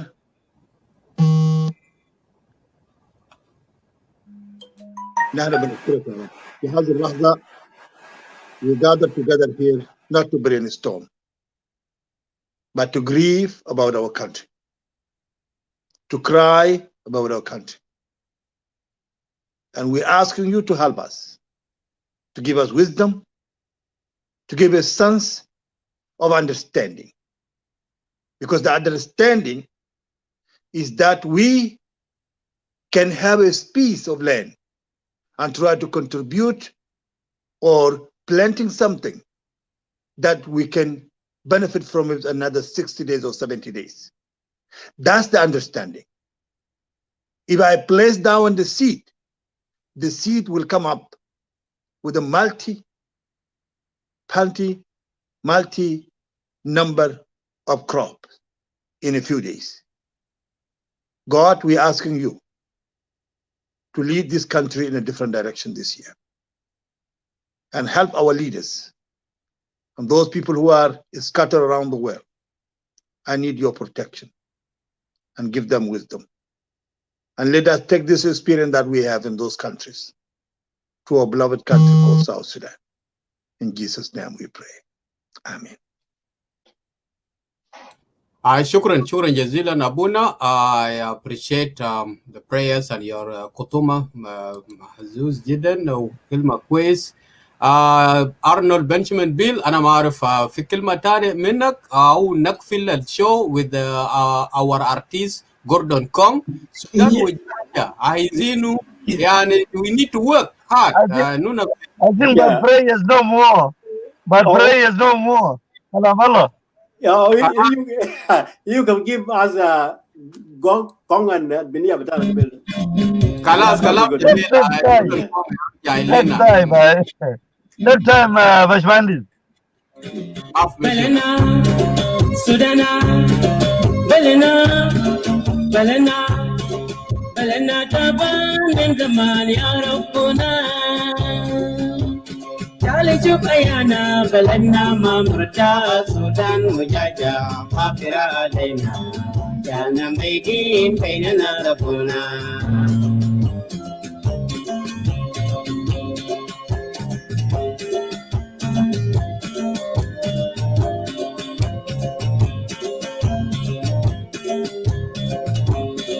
Belena, Belena, Belena taban min zaman ya Rabbuna. Jali jubayana, Belena mamrata, Sudan mujaja, mafira alena. Jana maidin kainana Rabbuna.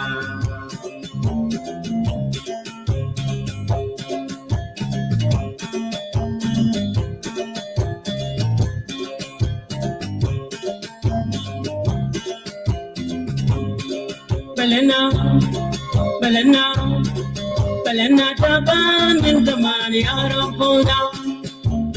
Jali jubayana, Belena mamrata, Sudan mujaja, mafira alena. Jana maidin kainana Rabbuna. يا تفصلنا يا قنا شدلكم بلدي ومشاكل قلبي 200 درجة 200 درجة قلبي 200 درجة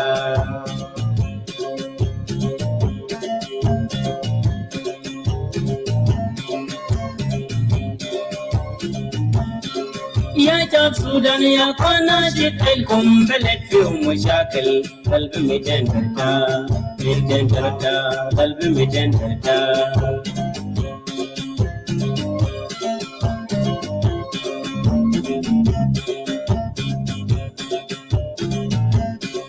يا شاب سوداني يا كنا شكلكم بلد فيهم مشاكل قلبي 200 درجة 200 درجة قلبي 200 درجة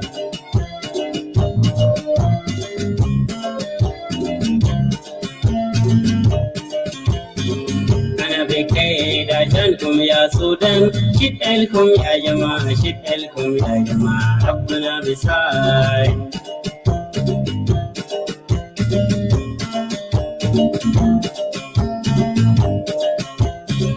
أنا بكيد عشانكم يا سودان شدلكم يا جماعة شدلكم يا جماعة ربنا بيساعد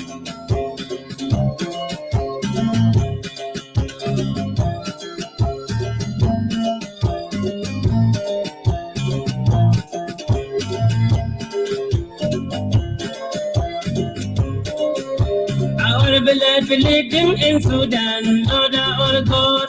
Come and stop village, our land not come forth. Sudanese are finished because of war between us. Our children terminate among of other law.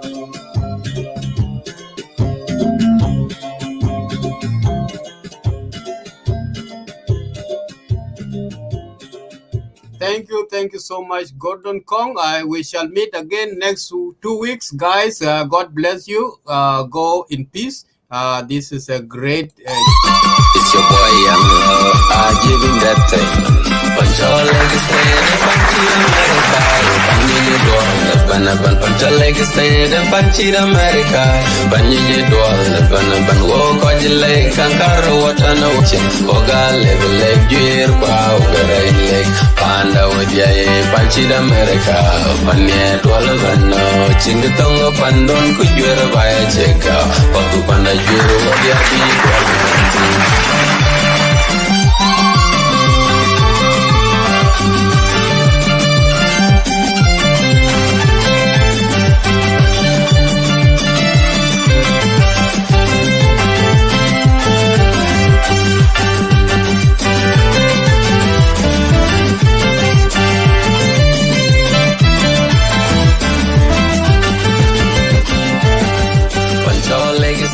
Panchir America, Panji Dwala, Panapan Pantalex.